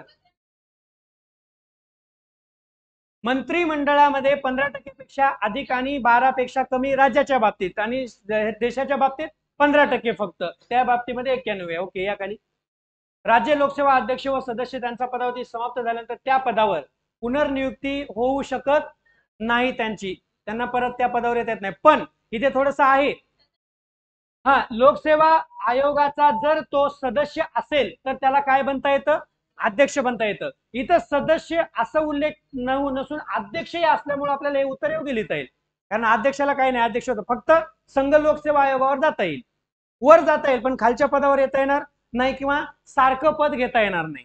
त्याच्या बाबतीत लक्षात ठेवा. पी पाटील ज्या अगोदर बोललो होतो आपण याच्यावर. आणि हे तर अपेक्षित नाही की तुमच्याकडून चुकावं म्हणून, का तर याच्यावर सगळी चर्चा झाली अगोदर. मी तुम्हाला हा प्रश्न विचारला होता आणि काही जणांनी सांगितलंय होतं. याचं उत्तर काय आहे? चालते का हो चर्चा? सिंघवी समिती आहे म्हणून तुम्हीच सांगितलं होतं की सिंघवी समिती घटनात्मक दर्जा द्या. अजून एक समिती आहे घटनात्मक दर्जाची, ती आता मला काही आता फिक्स आठवणार, पण आहे अजून एक. कोणती आहे? काय असू द्या, पण आहे अजून एक. दोघांनी सांगितलं होतं, पण जास्त उल्लेख कोणाचा केला जातो? सिंघवी समितीचा. हा प्रश्न परत चर्चेत का आला? याच्यामुळे आला. म्हणजे महाविकास आघाडीनं सरपंच थेट जनतेतून नको म्हटले आणि परत आलेल्या सरकारनं काय केलंय अजून, आणि त्या निवडणुका सुरू पण झाल्या आता. त्याच्यामुळे महत्वपूर्ण भाग आहे, एका दिवस काही सांगता येत नाही डिटेलमध्ये. मग या सरपंचांना अविश्वास ठराव मांडायचा असेल तर किती, परत कसं कसं काय काय करता येईल, सगळ्या तरतुदी वाचून घ्या. कोणता येईल काही सांगता येत नाही, कुठलाही प्रश्न येऊ शकतो. आता याच्यामध्ये न्यायालयानं मनाई सगळ्याच कलमामध्ये आहे, फक्त वेगवेगळ्या ठिकाणी आहे. इथे जर विचार केला हे 329चा, तर निवडणूक आयोगामध्ये देशाच्या. इथे जर 243 झडडीचा विचार केला तर स्वराज्य संस्थांमध्ये स्थानिक नाही तर कोणत्या, शहरी मधली ही तरतूद आहे. आणि ही जर विचार केला तर ती कशी आहे, स्थानिक मधली, ग्रामीण मधली तुम्हाला ही तरतूद आहे ग्रामीण मधली. ही आहे ते कितव्या घटना दुरुस्तीची, 73व्या, आणि ही आहे ते कितव्या, 74व्या. म्हणून वरील पैकी सर्व बरोबर असं त्याचं उत्तर लिहिता येईल तुम्हाला. ओके. हा, याच्या बाबतीमध्ये बऱ्याच जणांना वेगळं उत्तर वाटलं असेल, पण याचं उत्तर आहे जनगणना शहरे असं पुस्तकात आहे जशा तसं. धनगर म्हणजे महानगरपेक्षा मोठं असतं, ते तर येऊ शकत नाही. जर तर मध्ये फक्त आम्ही वैधानिक शहरी किंवा शहर समूह असं वाटू शकते, पण त्याचं उत्तर योग्य काय आहे, जनगणना शहरे असं त्याचं उत्तर आहे. हे खूप वेळेस नाव वाचलेत बघा, हे 4 नावं. मग ते 4 नावं कशाच्या बाबतीत आहेत तो, मुंबई विद्यापीठाचे चौघही पहिले पदवीधर होते. एएसओ मेन्सला असा प्रश्न आला होता, मुंबई विद्यापीठामध्ये एकूण किती लोकांनी परीक्षा दिली होती, पहिली परीक्षा 1859 ची, 132 लोकांनी दिली होती. पास झालेत फक्त हे 5चा आकडा होता, आणि ते कितीने दिली होती, 132 लोकांनी परीक्षा दिली होती. एएसओ मेन्सचा प्रश्न आहे हा. बघा आयोगाचा कल पाठीमागे तर ते राज्यसेवेला विचारलं किती पैसे दंड लावला म्हणे, काय सांगता येईल तसं. वाचन असेल, वाचन असून सुद्धा आम्ही अशा साध्या साध्या गोष्टीकडे लक्ष देत नाही, चुकणारच. त्याच्यासाठी वाचनाचा तुमचा कल किती वाढवावा लागेल, तुम्हाला किती डीप जावं लागेल याचा त्याच्यावरून प्रत्यय येतो. वरवरचं इथं काही खरं नाही. आता वरवर केलात ना, परीक्षेमध्ये सोपं वाटणार, घरी आल्यावर 40, कुठं धाळ शिजत नाही 40 वर. आता गेल्या वर्षीचा 48चा आहे PSI, या वर्षी जागा जास्त आहेत. तुम्ही PSI वाले जे कोणी असतील, PSI करणारे स्पेशल, त्यांनी 50+ टार्गेट ठेवाच. 50च्या वर कसं येतील याच्याकडे जास्तीत जास्त लक्ष द्या. तसं तर खाली येतो रिझल्ट, मी येत नाही असं म्हणत नाही, खाली येईल, पण तुमचं टार्गेट काय असू द्या. कितीही जरी कटले तरी मी बसलं पाहिजे मध्ये. गेल्या वर्षी सारखे 11 कटल्यावर वाट आहे ना सगळी. त्याच्यासाठी टार्गेट मोठा असू द्या, कमी पडले तर हरकत नाही. तुम्ही म्हणताल 45ला रिझल्ट येतो, 45च घेतात, 42च येतात शेवटच्या ह्याला, मग त्याच्यासाठी करू नका. टार्गेट मोठं ठेवा. तुम्ही IAS होतो म्हणा किंवा काय फरक पडत, टार्गेट मोठं. हा चला ठीक आहे, असू द्या. ते वरीलपैकी एकही नाही याचा अर्थ आहे की ती सगळे विधान कशा आहेत, बरोबर आहेत. सगळ्या संस्थावर, या समाजावर फक्त ओव्हरलुक करा, त्यांची तत्वे काय होते, अध्यक्ष कोण होते, स्थापना काय झाल्या, ह्या सगळ्या गोष्टी एकदा त्याच्यावर बघून घ्या. सगळ्या समाजाच्या बाबतीत सांगतो मी. दाजीबा दलाल हे पहिले हाय कमिशनर इथंच दिले, हेच बघून सांगितलं नाही की, नाही तुम्हाला पाठ होतं तसं. विल्यम मेयर होते, पण भारताचे पहिले कोण म्हटलं तर कोण आहे, दाजीबा दलाल. त्या व्यक्तीबद्दल कधी वाचलंय का हो कुठं, कोणत्या, ह्या दाजीबा महाले बद्दल? शिवाजी महाराजांच्या बाबतीतले दाजीबा महाले नाही, ते जीवा महाले आहेत, ते वेगळे आहेत. जीवा महाले ते वेगळे झाले, हे दाजीबा महाले. 11वीच्या पुस्तकात उल्लेख आहे या दाजीबा महाले आणि त्यांचा मुलगा शंकर महाले यांचा. 1942च्या चलेजाव चळवळीच्या बाबतीमध्ये जेव्हा विदर्भामध्ये चळवळ झाली, त्यावेळेस संत तुकडोजी महाराजांच्या बरोबर दाजीबा महाले आणि शंकर महाले यांनी हे केलं, आणि दाजीबा महाले यांचं गोळीबारामध्ये निधन झालं होतं. ते आहेत दाजीबा महाले. वाचत जा, पुस्तकं आहेत ते सगळे नावं, तुम्ही वाचतच नाहीत. मी 11वी पुस्तक प्रत्येक वेळेस तुम्हाला सांगतोय, अजून तुम्ही वाचण्याचा प्रयत्न करणं गेलात. 4-5 मार्क फिक्स आहेत 11वीचं पुस्तक बरोबर वाचलात तर. पहिले वाचायचे नाहीत, कुठून वाचायचं, महाराष्ट्राच्या पुढच्या चळवळी तिथून पूर्णच वाचून काढायचं. पुढं मुख्यमंत्री नाही वाचलात तर काही हरकत नाही, तुमच्या महाराष्ट्राचा चळवळ आहे ना, थोडक्यात वाचा. म्हणजे संयुक्त महाराष्ट्राची चळवळ सगळं नाही वाचलात तरी चालेल, पण मधला गाभा हा वाचाच. 4-5 मार्क मिळवायचे असतील तर. तुम्हाला कुठंच नाही सापडलं तर तिथं असेल, आणि तिथं नाही सापडलं तर YCM मध्ये असेल. ते 2 आहेत महत्वाचे. आणि जर तिथंही नाही सापडलं तर मग त्या आयोगाला विचारावं लागेल कुठून काढलंय म्हणून. वृत्तपत्रे होते, बऱ्याच जणांना माहित होते. फक्त याच्यामध्ये हे प्रबुद्ध भारत याच्या बाबतीमध्ये काही जणांना डॉक्टर बाबासाहेब आंबेडकर अपेक्षित असेल, पण ते कोणाचं होतं? स्वामी विवेकानंदांचं होतं. त्याच्या बाबतीमध्ये हे दीनबंधू बाबतीमध्ये बऱ्याच ह्या तानुबाई बिर्जेंच्या बाबतीत आयोगाने प्रश्न विचारला होता, काय होत्या हो? ह्या पहिल्या महिला संपादक होत्या. आणि मग जर आता पहिल्या महिला संपादक असा प्रश्न विचारला, आयोगानं पुढे जाऊन जर तुम्हाला विचारलं की तानुबाई बिर्जे ह्या महाराष्ट्रातील पहिल्या महिला संपादक होत्या, त्या कोणत्या वृत्तपत्राच्या संपादक होत्या, त्यावर उत्तर येईल तुमचं काय? दीनबंधू म्हणून. ओके, चला या परत पुढं. आर्य समाजाचा महाराष्ट्रात प्रसार, लोकहितवादी आणि महादेव गोविंद रानडे. मला वाटतंय मुंबई आर्य समाजाचे लोकहितवादी हे अध्यक्ष सुद्धा होते. मुंबई आर्य समाजाचे लोकहितवादी. साधू व फकीरांच्या वेशात 1857 ला तर कोण आहे ते? अजीमुल्ला खान.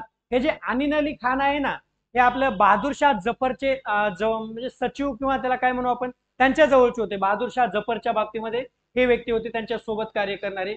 हे पीर खान तर सगळ्यांना माहित असेल, कोण? त्यांचं आडनाव खानखोजे होते बघा, जे की अमेरिकेमध्ये कार्य करत होते. सदाशिव खानखोजे, त्यांनी पीर खान या नावानं कार्य केलं होतं. त्यामुळे एखाद्या दिवशी येऊ शकते त्यांच्या बाबतीमध्ये. आन्सर काय दिले? एकच बरोबर आहे. मग मी उलट सांगितलं का? किती नंबर आहे? हा, एकच आहे ते.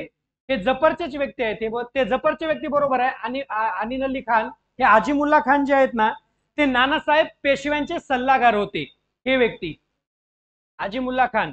याच्यानंतर 1857च्या बाबतीमध्ये एका नर्तिकेचा एक उल्लेख होतो बघा, अजनीन नर्तिका काहीतरी नाव आहे तिचं, त्याच्यावर प्रश्न आलाय आयोगा त्याच्या अगोदर. परत दीनबंधूवर आहे. दीनबंधू म्हणलं की बऱ्याच जणांना नाम मुकुंदराव पाटील किंवा लोखंडे लिहा वाटला असेल, पण सक्तीच्या शिक्षणाचा आग्रह कोणी केला होता त्याच्यामधून? गोपाळ गणेश आगरकर. असे प्रश्न आल्यावर आम्हाला ते उत्तर का नको वाटते? ज्यांच्याशी संबंधित आहे तेच वृत्तपत्र आम्हाला लिहावं वाटतं. पण बऱ्याच वेळेस काय होतं, वृत्तपत्र जरी कोणी एखाद्याने काढलं असेल तर लिहिण्याचा अधिकार हा त्या वृत्तपत्रामध्ये सगळेच लिहितात ना. त्याच्यामुळे जसं लोकहितवादींच्या बाबतीमध्ये शतपत्रे आहेत आपल्याकडे, त्यांनी स्वतःच्या ह्याच्यातून लिहिले होते का? नाही तर मग कुठून लिहिले होते? प्रभाकर. मग प्रभाकर कोणाचं होतं? भाऊ भाऊ दाजी लाडका भाऊ महाजन. भाऊ महाजन यांचं प्रभाकर होतं. मग तसं होऊ शकते ना. तशाच्या बाबतीमध्ये असं एका दिवस असा प्रश्न क्रिएट होतो. हा प्रश्न वाचण्यामुळे गेला, काही जणांच्या वाचनात आला असेल किंवा नसेल, थोडस नवीन वाटलं मला, थोडस कुतूहल वाटलं या प्रश्नाचं. मला चला भारी वाटायलंय म्हणलं. म्हणजे एका दिवस ह्या प्रश्न टाकण्याचा उद्देश तुमचा चुकावा असा नाही, तर तुम्हाला एक सवय लागावी असा उद्देश आहे. कोणती? मला माहिती आहे तुम्ही मान्य सुद्धा कराल आणि करावंच लागेल. पहिल्यांदा मी सांगितलं तसं तुम्ही किती वाचलं? खूप जणांनी ज्यांचं ज्यांचं चुकलंय हे पुढे आलेच नाहीत. हे इकडचं आम्हाला घेणं देणंच नव्हतं, हे आमच्यासाठी काहीच नव्हतं. हे असं करू नका. परीक्षेमध्ये प्रश्न वाचत असताना ठीक आहे, स्पीड मेंटेन करा. स्पीड मेंटेन करा याचा अर्थ अर्धवट प्रश्न वाचा असा होतो का? प्रश्न तर पूर्ण वाचावा लागेल. म्हणून पूर्ण वाचा. त्याचं उत्तर 16वी घटना दुरुस्ती आहे. जर इथं तुम्हाला सरनामा आला असतं तर 42वी घटना दुरुस्ती आली असतं. ते दोन्हीच्या बाबतीत आता लिहून ठेवा. या परत या समितींच्या बाबतीमध्ये पटपट सांगा बरं, कोणती समिती कधी? सिंघवी समिती 1986. हे पी व्ही पाटील तर तुम्हाला प्रश्नातच आले. 1984. अशोक मेहता 1900 आणि हे 1957. यानुसार दिलेलं उत्तर योग्य असेल तुमचं. हाही चुकला असेल काही जणांचा. मला वाटतं 214 खूप 214 ना, हो 214 खूप जणांनी लिहिलं असेल. ते व्यवस्थित वाचा काय म्हणाले त्यानं काय लिहिले. कलम नुसार राज्यासाठी उच्च न्यायालय स्थापन कसे केले जातात म्हणतात. 214 मध्ये अशी तरतूद आहे की प्रत्येक किंवा एक किंवा अधिक राज्यासाठी हे उच्च न्यायालय असतील अशी तरतूद कुठं आहे? 214 मध्ये. आणि त्यांची स्थापना कुठं आहे? 216 मध्ये. घरी गेल्यावर नीट वाचा दोन्ही ते. त्याच्यामुळे चुकलं ते. आमचं सगळं बरोबर आहे, आम्ही अभ्यास खूप केलाय, सगळं पाठ केलंय, पण आम्ही यांचा सराव नाही केला, यांचा नाही विचार जास्त केला, म्हणून हे चुकू नये म्हणून हे सराव आहे हा. तर या परत खाली 371 मधले सगळे कलम आम्हाला पाठ आहेत, पण ते पुढे काही दिसना गेल्याने काही जणांनी गोंधळ केला असेल. तुम्हाला इथं फक्त 371 कलमामध्येच येणारे विचारले ते जे महाराष्ट्र आणि गुजरात येतात. तुम्हाला एबीसीडी विचारलंय का पुढचं? नाही. म्हणून 371 मध्ये महाराष्ट्र आणि गुजरात ह्या 2 कलमांचा समावेश असेल. ए मध्ये कोण आहे? नागालँड असेल. नामा समाजिके, बाकी घरी जाऊन बघा, फक्त ट्रिक देतो मी एकदा. हे नामा, स्मा आणि जी के सगळे आले हा, ए पासून शेवटपर्यंत जे असेल ते. घरी गेल्यानंतर सगळं जुळतंय का बघा, तर वेळ घेत नाही त्याच्यावर मी. भारतीय घटनेतील विषयांची विभागणी म्हणजे जे आपले विषय आहेत कोणते, सूची, समवर्ती सूची वगैरे वगैरे तसे, तर कोणत्यानं झालेले होते मग? भारत शासन कायदा 1935च्या घटनेनुसार. त्यातली मला वाटलं एक सूची जी आहे समवर्ती सूची दुसऱ्याकडून आली, ऑस्ट्रेलियाकडून आलेली आहे. पण विषयांची विभागणी मूळ जो गाभा आहे तो कोणत्या कायद्यात होता? 1935च्या. शेषाधिकार कुठून घेतले आपण? कॅनडाकडून घेतलेले होते. ओके, सगळंच पाठ आहे तुम्हाला, काही टेन्शन नाही. नांदेड जिल्ह्याच्या सीमा, मी याच्यावर बोलतही नाही आता, तुमचं चुकलं असेल तर अवघड आहे. चुकलं नाही की चुकू नका, बसल्या जागी तरी गोल फिरा जाग्यावर. हे इकडून फिरायचं, इकडे जायचं लातूर, लातूरून असं इकडून बघायचं लागले का कुठं काही, तसं तरी करत जा. दुसरे जिल्हे असतील तर चुकू जा, आपला जिल्हा आल्यावर चुकू नये. याच्या अगोदरही सांगितलंय, नांदेड जिल्ह्याचं लिंग गुणोत्तर आणि देशाचे लिंग गुणोत्तर सारखे आहे 943. अजून एक मुद्दा सांगतो लिंग गुणोत्तराचा तुमचा. आपल्या महाराष्ट्राचं लिंग गुणोत्तर आणि देशाचं शहरी लिंग गुणोत्तर हे समान आहे, 929 929. करा तुलना त्याच्यामध्ये. ओके, प्रश्न सोपा आहे तसा, फक्त मुंबईकडून गडचिरोली. याचा अर्थ काय होतो? पश्चिमेकडून पूर्वेकडे जाताना नद्या सांगितल्या होत्या, बरोबर आहेत ना दिलेल्या? पश्चिम किनारपट्टीला समांतर वारे वाहत असतील तर पश्चिम किनारपट्टीवर समांतर वारे वाहत असल्यावर पाऊस पडत नाही, म्हणजे समांतर असल्यामुळे तिथे. हा, इकडे सर्वात कमी, चला घ्या फास्ट, खूप कमी झाले आपला आज. 2011च्या जनगणनेनुसार स्थलांतराचे सर्वात कमी प्रमाण कशामुळे झाले? व्यवसायामुळे. आणि सर्वाधिक विवाह आहे त्याचं कारण सर्वाधिक असेल. सर्वाधिक स्थलांतर कुठून कुठे असेल? ग्रामीण ते ग्रामीण, ग्रामीण ते ग्रामीण, पाठ करून ठेवा. नाही तर काही जण म्हणतील जास्तीत जास्त लोक ग्रामीण मधून शहरीकडे जातात, मग ग्रामीण ते शहरीच घेऊ. इथे उद्योगधंद्यासाठीचा विषय आहे का? विषय कोणाचा आहे जास्तीचं? विवाह. विवाह काय ग्रामीण शहरी असा संदर्भ होतो का? ग्रामीण ग्रामीण बी जास्त होऊ शकते. म्हणून सर्वाधिक स्थलांतर ग्रामीण ते ग्रामीण, आणि सर्वात जास्त कोणत्या बाबतीत म्हटलं तर विवाहाच्या बाबतीत म्हणा त्याला. महामार्ग क्रमांक 53 म्हटल्याबरोबर आठवला पाहिजे जुना मार्ग. याच्या अगोदर सांगितलं होतं आपण कोणता? NH6. आणि NH6 म्हटल्यानंतर गुजरातमध्ये हजिरापासून पश्चिम बंगालमध्ये कुठं जातो? कोलकाता. मग गुजरात मधून हजिरा ते कोलकाता जर निघाला तर तो मार्ग कुठून जात असेल? विदर्भातून. मग तुम्हाला याचं उत्तर एवढं फास्ट मिळणार आहे. इथे सोलापूर कुठला जिल्हा आहे? पश्चिम महाराष्ट्र. विदर्भात येतो का? मग जिथं जिथं आहे ते तुमचा पर्याय कटला आणि उत्तर आलं बकड. संपलं. विचार जर व्यवस्थित केला असेल तर एवढं सोपं होतं. पाठ सगळे जिल्हे असावेत असा काही नियम आहे का? आणि पाठ करणं शक्य आहे का सगळ्या गोष्टी? मग कशाला आपण अभ्यास केलेला वापरता कसा येतोय हे असं वापरायचं तिथे. इथंही तिथं तसंच लागू होणार आहे. जसं वरच्याला लागू झालं की नाही, प्रश्न किती अवघड वाटू द्या तुम्हाला, पण तुमच्या वरच्याला जे लागू केलात तुम्ही तेच. पहिल्यांदा मला फक्त लिंग गुणोत्तराचे पहिले 5 जे जिल्हे आहेत ते पाठ सांगता येतील का तुम्हाला? पहिला कोणता आहे? रत्नागिरी. दुसरा सिंधुदुर्ग. तिसरा गोंदिया. भंडारा. मला वाटलं सातारा येईल याच्या गोंदियाच्या अगोदर का नंतर? बरं ठीक आहे, पहिले 5 सातारा आणि सगळ्यात शेवटी भंडारा. आता यांचा जर आपण विचार केला तर प्रत्येक विभागातून एक एक निवडायचं आहे. तुमचा हे अमरावती विभागामध्ये गोंदिया येते का ते सांगा बरं आधी. हे पर्याय तुमचा इथेच कटून गेला. ते गोंदिया येणारच नाही अमरावतीमध्ये. इथं पर्याय हा तुमचा कटला. इथे जर बघितला कोकण विभागामध्ये सिंधुदुर्ग आहे 2 नंबरला, पण इथं फिक्स काय पाहिजे तुम्हाला? रत्नागिरीच पाहिजे, कारण त्या विभागाचा विचार केला तर. म्हणून इथं कटलं तुमचं, इथं कटलं, इथं कटलं, संपलं. तिथं जरी विचार केला तरी उत्तर भेटाले तेवढ्यावरूनही तुम्हाला जास्त विचार करायची गरजच लागणार. प्रश्न मोठा दिसला की तुम्ही आधी घाबरून जाता आणि काहीच करत नाही. त्या प्रश्नाकडे बघितल्यावर तुम्हाला ते म्हणेल का अरे मी इथं आहे म्हणून? तुम्ही त्याला बोलात, बोलल्यानंतर ते तुम्हाला बोलेल. ओके, बोलल्याशिवाय काही खरं नाही. बोला अगोदर. पुणे विभाग सातारा ते बरोबर आहे तिथं. हे नागपूर विभाग भंडारा आहे ठीक, पण भंडाराच्या अगोदरही कोण आले, म्हणून इथं काय असायला पाहिजे होते, गोंदिया असायला पाहिजे होते, त्या त्या विभागानुसार विचारलेलं आहे म्हणून. कृष्णा नदीची उपनदी नाही असं विचारलंय, तर वरीलपैकी सर्वच आहेत म्हणून यापैकी नाही. हे काही जण ताम्रपाणी तिकडे खाली घटप्रभा ताम्रपाणी कर्नाटकमध्ये गेल्यानंतर आढळतात, त्याच्यामुळं कर्नाटक का इकडे खालचा प्रदेश कोणता, हो कर्नाटकमध्ये. हे येरळा महत्वाची आहे याची नदी का, डावीकडून मिळणार आहे. खूप वेळेस आलाय हा प्रश्न, हा प्रश्न चुकला नाही ना, मी ट्रिक खूप वेळेस दिल्या त्याच्या.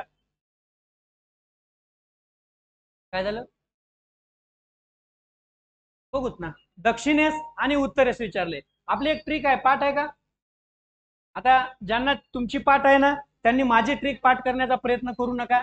तुमचं जर काही वेगळं पाठ असेल तर तेच ठेवा. ज्यांना काहीच याच्याबद्दल प्रश्न नेहमी चुकतात त्यांनी एक पाठ करायचं, काय गेली पेन, वि न सा सा सा गो ह भी म कृष्णा.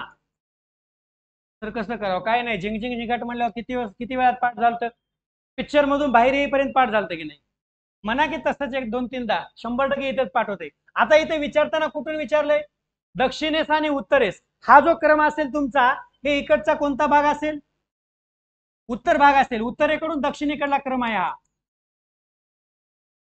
उत्तर ते दक्षिण क्रम आहे हा. ते का प्रश्नाचं उत्तर बघू तरी, ठीक आहे. इथं काय विचारलंय तुम्हाला, शंभू महादेव, मग महादेव कुठं आहे, हे इथं महादेव आहे, तर त्याच्याकडले अगोदर दक्षिणेकडली विचारले, मग दक्षिणेकडली कोणती येणार अगोदर, कृष्णा येणार, आणि उत्तरेकडली कोण येणार, भीमा. कृष्णा भीमा आहे का पर्याय, हे बघा भीमा कृष्णा आहे, कृष्णा भीमा नाही, त्याच्यामुळे याचं उत्तर काय येणार आहे, यापैकी नाही. अनुक्रमे तुम्हाला हे जर दिशा दिल्या असतील तर आहे तेच लिहायचं. आपल्या मनानं काय वाले, कृष्णा भीमा सारखीच आहे की, सारखीच आहे, पण दिशा तर बदलतात की, त्याच्यामुळे आहे तेच उत्तर लिहा. बाकीचं हे विंध्य पर्वत आहे, नर्मदा नदी आहे, हा 7 माळा का 7 पुढा, तर हे 7 पुढा असेल, सगळ्यात वर 7 पुढा आहे, नंतर 7 माळा आहे. त्या 6 मध्ये फक्त एवढंच लक्षात ठेवायचंय, बाकी जे आहे ते योग्य आहे मग तुमचं. ओके झालं का, करू याला हे. चुकणाऱ्यांचं का चुकलं कळालं, तर दिशा बघितल्या नाहीत, हा दिशा लय महत्वाच्या असतात. हे सगळेच बरोबर आहेत का, हा विधान सगळेच बरोबर आहेत वरीलपैकी सर्व. देवतंत्रज्ञान आहे, हे ऑरिक सिटी बोललो ना आपण, ते औरंगाबादचं असेल. आणि हे कोल्हापूर अमरावती जिल्ह्यात आता अचलपूर जे आहे ते सतरंजासाठी प्रसिद्ध आहे. चादरीसाठी नाही विचारलं, चादरी म्हटल्यावर सोलापूर, आणि हिमरूशाली म्हटल्यावर मग ते प्रत्येकाला वेगवेगळं ठेवा, नाही तर कुठलेही कुठे घेसाल त्याला. या इकडे, रायगड जिल्ह्यामध्ये फक्त विचारलंय, तर रायगड जिल्ह्यामध्ये भिरा, खोपोली आणि भिवपुरी फक्त अ असेल. हे धोम धरण कुठं आहे, साताऱ्यामध्ये. डिंबे काय झालं, खापोलीमध्ये का खोपोली, खोपोलीच ना मग, हा डिंबे पुण्यामध्ये आहे, तिल्लारी कोल्हापूरमध्ये आहे, जायकवाडी औरंगाबाद, आणि येलदरी परभणी. येलदरी हिंगोली लिहू नका, येलदरी परभणी असेल आणि सिद्धेश्वर हिंगोली असेल, बरोबर त्याला व्यवस्थित लक्षात ठेवा. येलदरी परभणी आणि सिद्धेश्वर हिंगोली, नाही तर गोंधळ करून ठेवसाल तिथेही. परत खाली धबधब्याचा ते प्रश्न आलाय तुम्हाला, हा काही मी, हे गोलिया पाठ जरी माहित नसेल ना काही जणांना, तर वरच्या 3 उंच लागतंय, त्या 2 उंच माहितच असेल, चांदोली आणि दाजीपूर. आला असेल, बोलत नाही याच्यावर जास्त, आता कटाळा आलं बघा.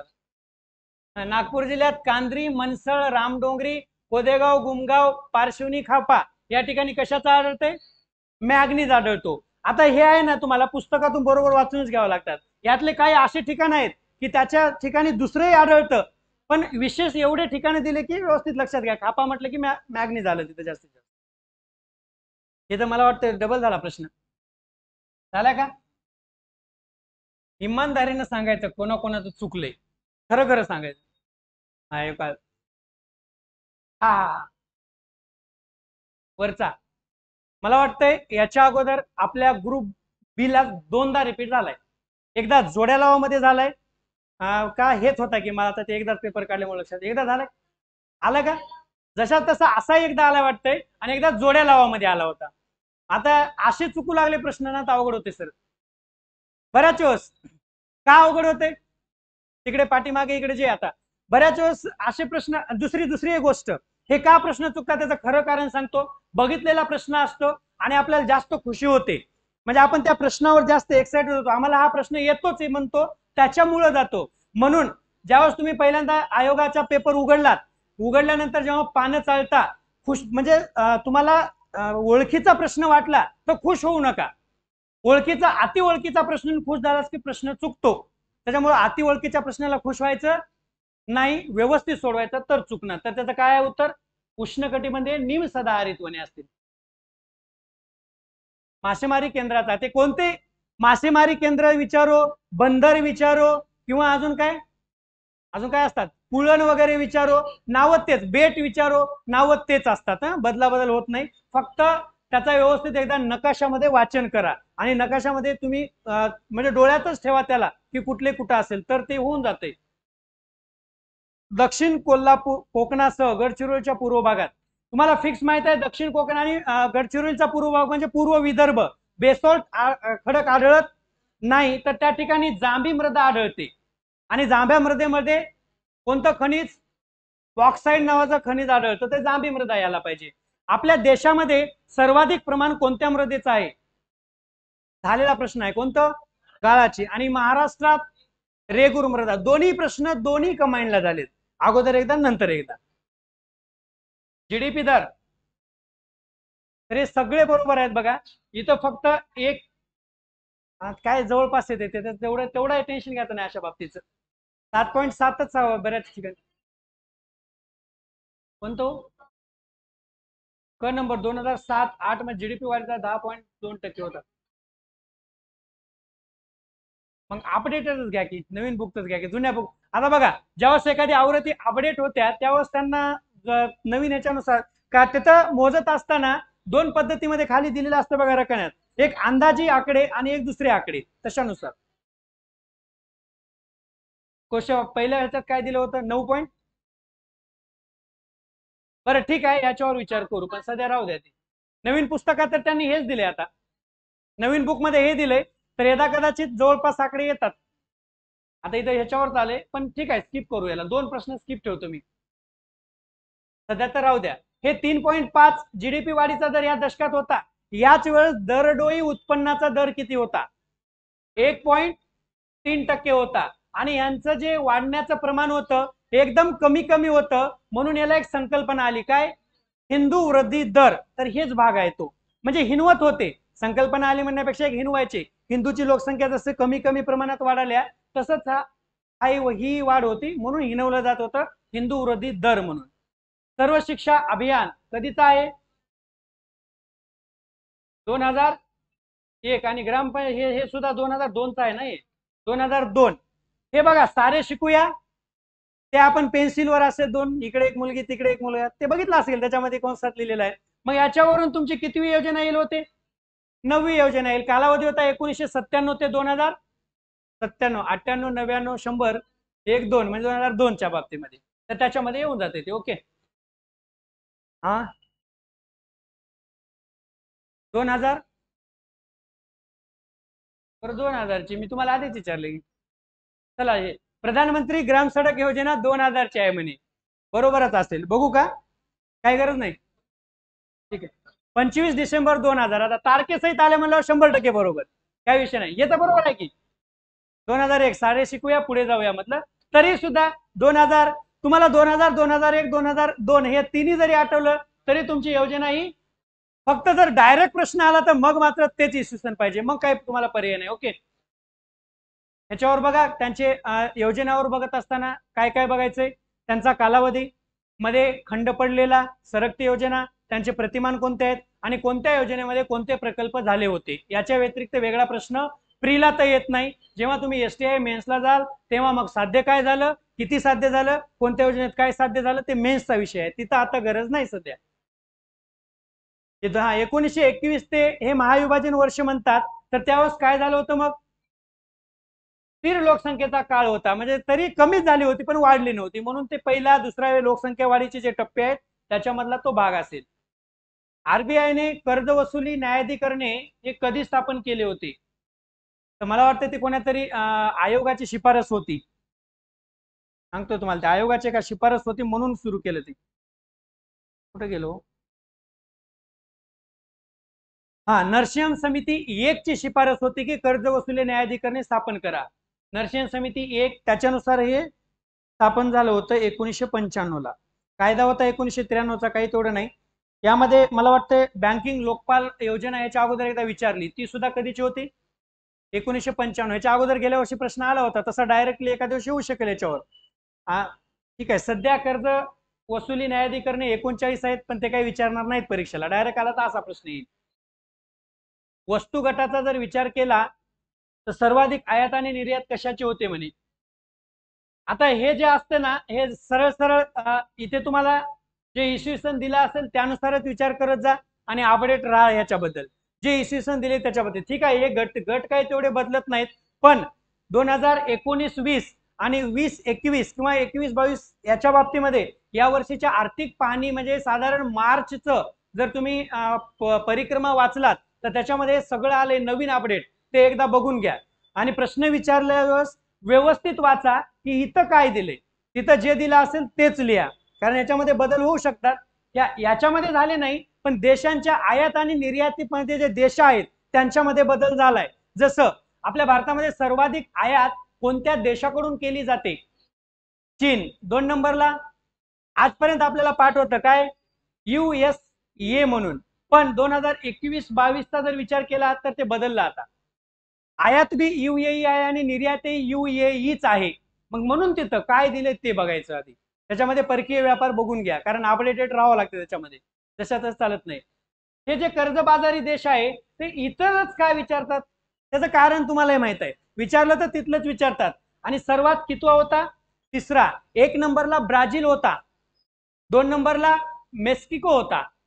1 नंबरला ब्राझील, 2 नंबरला मेक्सिको आणि 3 नंबरला कोणता होता? भारत देश होता.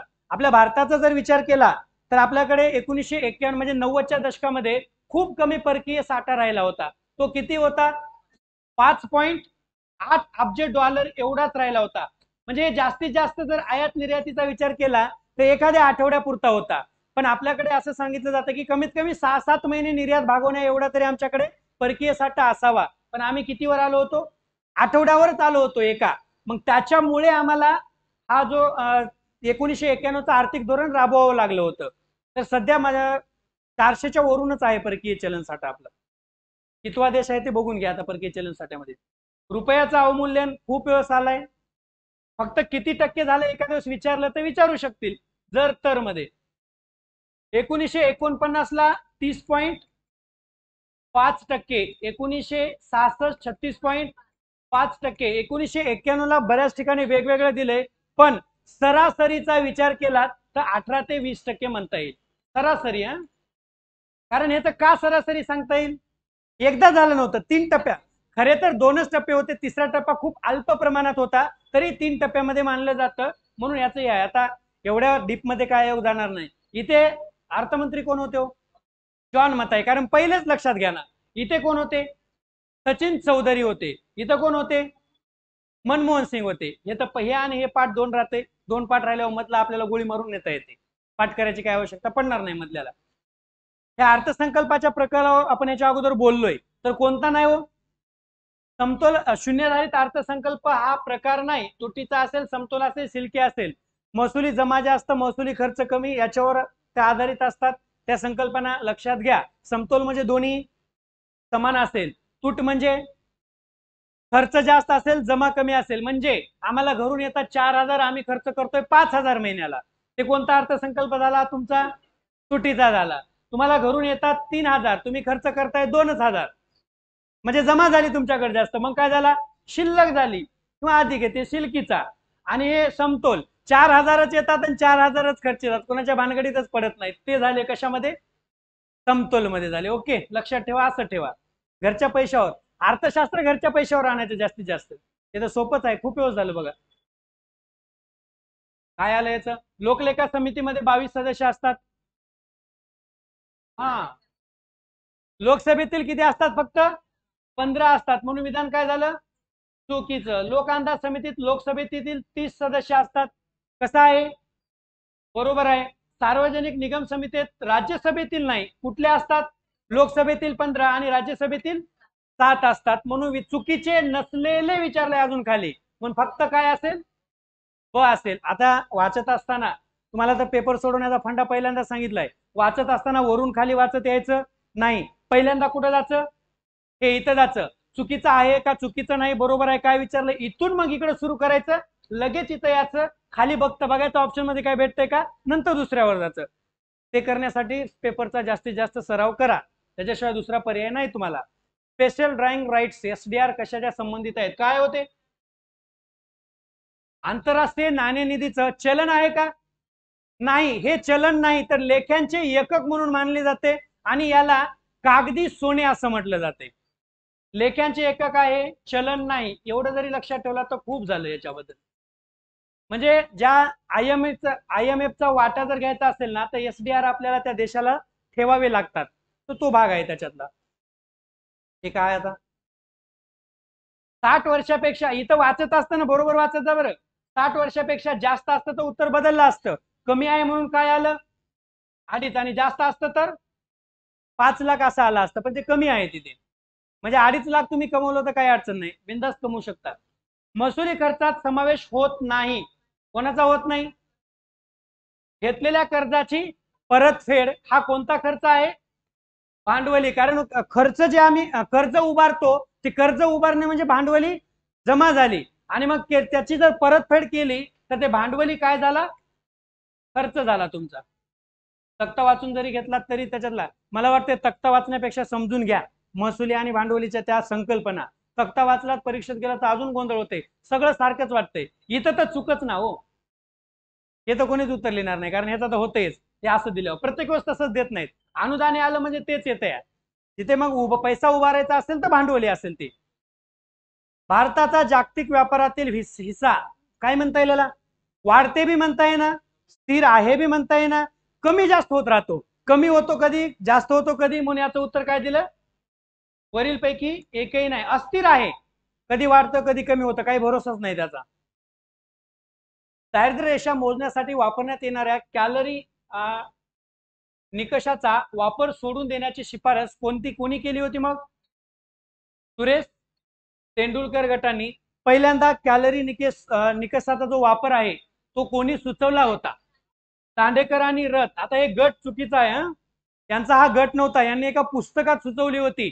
पण जर कोणत्या समितीने असं जर विचारलं तर अलग कार्यगट म्हणायचं त्याला. जर कार्यगट किंवा समिती विचारली तर काय असेल? अलग. प्रश्न दोन टाईपचे. जर तुम्हाला दारिद्र्यरेषा मोजण्यासाठी कॅलरीचा निकष कोणी पहिल्यांदा सुचवला होता, तेव्हा उत्तर आलं दांडेकर व रथ. एका पुस्तकामधून सुचवलं होतं त्यांनी, त्यांची समिती नव्हती 1971 ला. पण कोणत्या समितीने पहिल्यांदा असं विचारलं तर काय असेल? अलग कार्यगट. आणि सोडून कोण दिलं? मग सुरेश तेंडुलकर यांनी सोडून दिलं होतं बऱ्याच वेळेस. आता यांचे तुम्हाला आकडे या दोघांचे तरी 2011-12 पाठ पाहिजे. सांगा बरं. 29.5 आणि 21.9 कोणाचे कोणते? सुरेश तेंडुलकर राईट 21.9% आणि यांचं 29.5%. आता ग्रामीण ह्याचे वेगवेगळे आहेत, पण आयोगाने याच्यावर सरळ एकदा गेल्या वर्षी प्रश्न विचारला, गेल्या वर्षी का पलीकडल्या वर्षी, सरळ सरळ होता. हा, नरेंद्र मोदींनी जे वर्तुळाकृती या ऊर्जेच्या स्वावलंबी देशाच्या बाबतीमधली अर्थव्यवस्था आहे, उभारीचा प्रश्न होता तो. त्याचं उत्तर काय आहे? 2047 आहे. किती वेळ किती झाला? लागला याचा मेळ? कस काय हो? 9-7 9-7 9-7 16 12-8 96 12-8 20. ओके. अजून कोणता लागला नाही? मला वाटतं हे तर सोपं आहे, काय गरज नाही याचं. हे बी खालचा लागला असेल, हे बी सोपंच होतं. 88 नंबर. हा ठीक आहे. 17-5-85 17-7 17-3 आणि 17 मला वाटतं डबल झालाय. हा प्रश्न रिपीट झालाय, मी सांगतो. ग्रुप बी लाच झालाय रिपीट तुमच्याच. तरी चुकला असेल तर अवघड आहे. माझ्या चुकीने झाला डबल. हे बी सोपंच आहे. 90चं बी सोपंच आहे, कारण हे सगळ्यामध्ये आले, त्याच्यामुळे सगळंच लिहिता येईल, सगळ्याचा उल्लेख करावा लागेल तुम्हाला. हे 91. घरी जाऊन सोडवा, तुम्ही सोडवलंच नसेल मोठं दिसल्यानं. सोपा आहे, काय अवघड नाही. 92चं काय वाले, लय मोठा आहे को कदर आला, बघायचंय. हा, तुमच्या मदतीने फक्त बघतो. हा, तुम्ही एक मदत करा मलाही, नाहीतर मलाच एकट्याला करायला लावाल. बघूत तरी काय येते ते, काय अडचण आहे. इथं काय दिले तुम्हाला, हा कोण कोण आहेत, ए बी सी आणि D. A B C D E, ती नाहीच. अरे गोंधळ झाला मग. चला बरं, हे चिन्ह कुठं आहे बघा, शोधा त्याला. उत्तर वेगळं आले का. हा, हे काय, पी क्यू. पी लहान नाही आणि समानही नाही, म्हणजे याचा अर्थ काय होईल, मोठा आहे असा अर्थ येईल. म्हणजे कोण मोठा, ए मोठा बी पेक्षा, याचा अर्थ हे झाला. ओके, आता इथे बरोबर आले. बरोबर कुठं आहे मग, हे इथं आहे. पी समान नाही क्यू ला, ओके, आणि लहान नाही क्यू ला, याचा अर्थ वर आहे का. हा, पी समान नाही क्यू ला आणि मोठा नाही क्यू ला, त्याचा अर्थ समान आहे. म्हणजे बी बरोबर काय येईल, समान नाही क्यू ला, हा सॉरी मोठा नाही म्हटलं का, लहान. हे बघा ना कुठं आहे बरोबर, पी समान नाही क्यू ला आणि मोठा नाही क्यू पेक्षा, म्हणजे लहान आहे. म्हणजे कुठे घ्यावं लागेल रेश, हे असं घ्यावं लागेल, म्हणजे डी मोठा दाखवावं लागेल. म्हणूनच मदत करा म्हणलं तुम्हाला. हा, इथं डेल्टा कुठे आहे, डेल्टा हे इथं आहे. पी लहान नाही क्यू पेक्षा आणि मोठाही नाही क्यू पेक्षा, अर्थात बरोबर आहेत ते दोघं. डी बरोबर ई आलं. आता तुम्हाला इकडे अनुमान काय काय दिले बघा बरं. वाटलं तर याला एक ए बी डी असं करून घेतलं तरी सोपं जाईल तुम्हाला. ए इथे असं चिन्ह आहे, त्याच्यानंतर हा बी, त्याच्यामध्ये हे डी चं चिन्ह असं आहे, आणि त्याच्यानंतर कोणतं आहे, बरोबर चालेल ना, बरोबर ई. हे एवढं करून घेतलं तर सोपं जाईल तुम्हाला, म्हणजे सोडवायला सोपं जाते तिथं. आता हे चिन्ह काय आलंय आपलं, तर ए मोठा ई हे असं चिन्ह आलंय, आणि ई आणि बी चा विचार केलात तर ई मोठा बी पेक्षा. आता इथे तुमच्या मनावर आहे, डायरेक्ट नाही कळलं, समजा ते कळतच नसेल तर अंक वापरा, सोपी पद्धत. अंक वापरला तर लवकर कळेल. म्हणजे याचा अर्थ, उदाहरणार्थ आपण जर ह्याला 7 धरलं तर हे बी काय असेल, 7च असेल. आता बी 7 पेक्षा तर कमी असणार नाही, हे मोठा आहे म्हणजे सॉरी, हा 7 पेक्षा ही अंक लहान येणार आहे. मग काही वापरू शकता तुम्ही, तरी आपण याला काय वापरू, 7 वापरू ना, खाली येऊ कमी किती वापरता येईल. आणि त्याच्यापेक्षा हे काय करायचं तुम्हाला, मोठा करायचा. याचा अर्थ हे 7ही 8 असू शकतं किंवा 8ही काही जास्त असू शकतं. आता इथं काय म्हटलं बघा बरं, ए हा ई पेक्षा मोठा आहे म्हणे, तर बरोबरही येऊ शकतं किंवा मोठा आहे, फिक्स सांगता येत नाही. म्हणून हे विधान काय झालंय, चुकीचं ठरलं. ई हा बी पेक्षा मोठा आहे, ई जो आहे तो कशापेक्षा मोठा म्हटलंय, बी पेक्षा. हे बरोबर आहे, म्हणजे फक्त ब निष्कर्ष बरोबर. याचं उत्तर 2 असेल. काय दिले, 4, तर याचं उत्तर 2 घ्या. ओके, आन्सर चेंज, याचं उत्तर 2 असेल. तसं काय नाही, असं जर सबमिट करून केलं तर येते, तुम्ही गोंधळ केलात की गोंधळ होते. मग याचं उत्तर 2च तुमच्या ह्याच्यानुसार. चला खाली अजून असं चुकीचं आहे, काही चुकीचं आहे, चुकीचं म्हणून नका, भीती वाटते. ह्याच्यामध्ये काय काय नाही, फरक असेल, सोपा आहे. चक्रव्याढ व्याज तुम्हाला जसं सूत्रानं करता तसं सूत्रानं करा, नाहीतर मग एक एक सूत्रानंच करा, जे असेल ते. म्हणजे कसं, हे 5 वर्षाचं विचारलंय, 20% 120 भागिले 100 असं 5 वेळेस घेऊन करा, येऊन जाते तुम्हाला. चक्रव्याढ व्याजाबद्दल थोडंसं 1-2 व्हिडिओ बघून घ्या, काय येत नसेल. किती नंबर चुकीचं म्हणलात सर, हे आलं ना पहिल्या वेळेस, काही जणांना जमलं नव्हतं, आता आला असेल. सोपा आहे.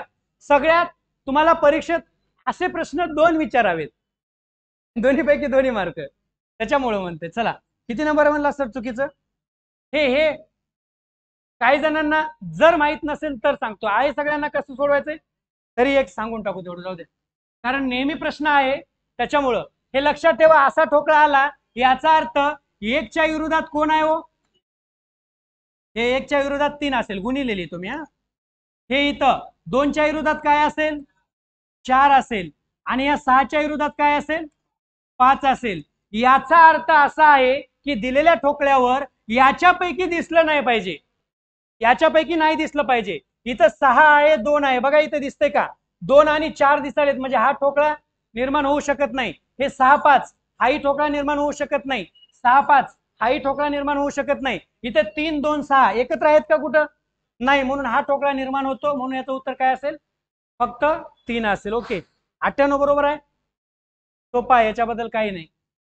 ह्याच्यात काय आणि त्याच्यात काय शोधायचंय तुम्हाला. किती नंबर बरोबर नाही मला काय यायला पाहिजे? 2 किंवा 3 यायला पाहिजे. बरं, याला पाहिजे 2 किंवा 3, पण त्याचं कारण असं आहे, वडिलाकडून रिलेशन लागलं नाही, आईकडून रिलेशन लागल्यामुळे 2 आणि 4 येणार नाही. सांगतो तुम्हाला, सोडवा बरोबर. आज तसंच वाटेल पहिल्यांदा, पण बघू तरी. बदललं तर बदललं.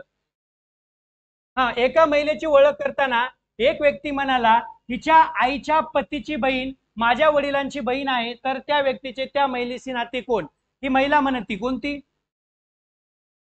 ती महिला जी कोणी असेल ती.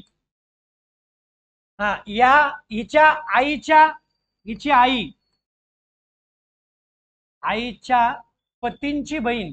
हा, आईचा पती म्हणजे हिची काय झाला तो? वडील. मी इथं पतीच नेतो, आपल्याला गणितात आहे तेच. वडील आलाच ना त्याचा अर्थ पती. त्यांची बहीण म्हणजे ही कोण झाली? त्यांची हे आत्या झाली. त्यांची बहीण म्हणजे ह्याची आत्या झाली, ही बहीण वडिलांची बहीण आहे. तर त्या व्यक्तींशी, त्या महिलेचा, एका महिलेची ओळख करताना व्यक्ती मला हिच्या आईच्या पतीची. तर आता इथे लक्षात घ्या, इथे तुम्हाला याला ह्याचा काय करावं लागेल? सॉरी, भाऊच करावं लागेल. आईकडून नातं लागाले म्हणून भाऊ करावं लागेल. जर पतीचं दिलं असेल नातं, तर चुलत भाऊ लिहिता आलं असतं. ऐकून नातं आहे, कसं होऊ शकेल बरं? चुलत भाऊ होऊ शकेल का ऐकून नातं असल्यामुळं? लक्षात येते का? बघा, इथं जर हे इथं वडिलाकडून जर नातं जुळलं असतं तर मग वेगळं झालं असतं. पण आई घेतल्यामुळे तुम्हाला फक्त भाऊच उत्तर लिहावं लागेल. चुलत भाऊ लिहिता येत नाही, म्हणून भाऊच बरोबर आहे त्याचं. 100% भाऊ. अजून हे सोपं आहे. फक्त याला काय करत जा, कॉलम. ज्यांना पद्धत माहित नाही त्यांनी काय करायचं, याचे कॉलम करायचे. एका कॉलम मध्ये त्या विषयाचे नावं टाकायचे, एका कॉलम मध्ये त्यांची नावं टाकायचे, आणि ज्या विषयाला म्हणेल त्याला बरोबर करीत राहायचं. त्याच्यामध्ये येऊन जाते का सोडवायचंय? आवश्यकता वाटणं गेलं, घ्यायचं का? ठीक आहे, असू द्या. ज्यांना येणार त्यांना सांगतो मी नंतर, जर असेल नसेल तर. ठीक आहे, धन्यवाद.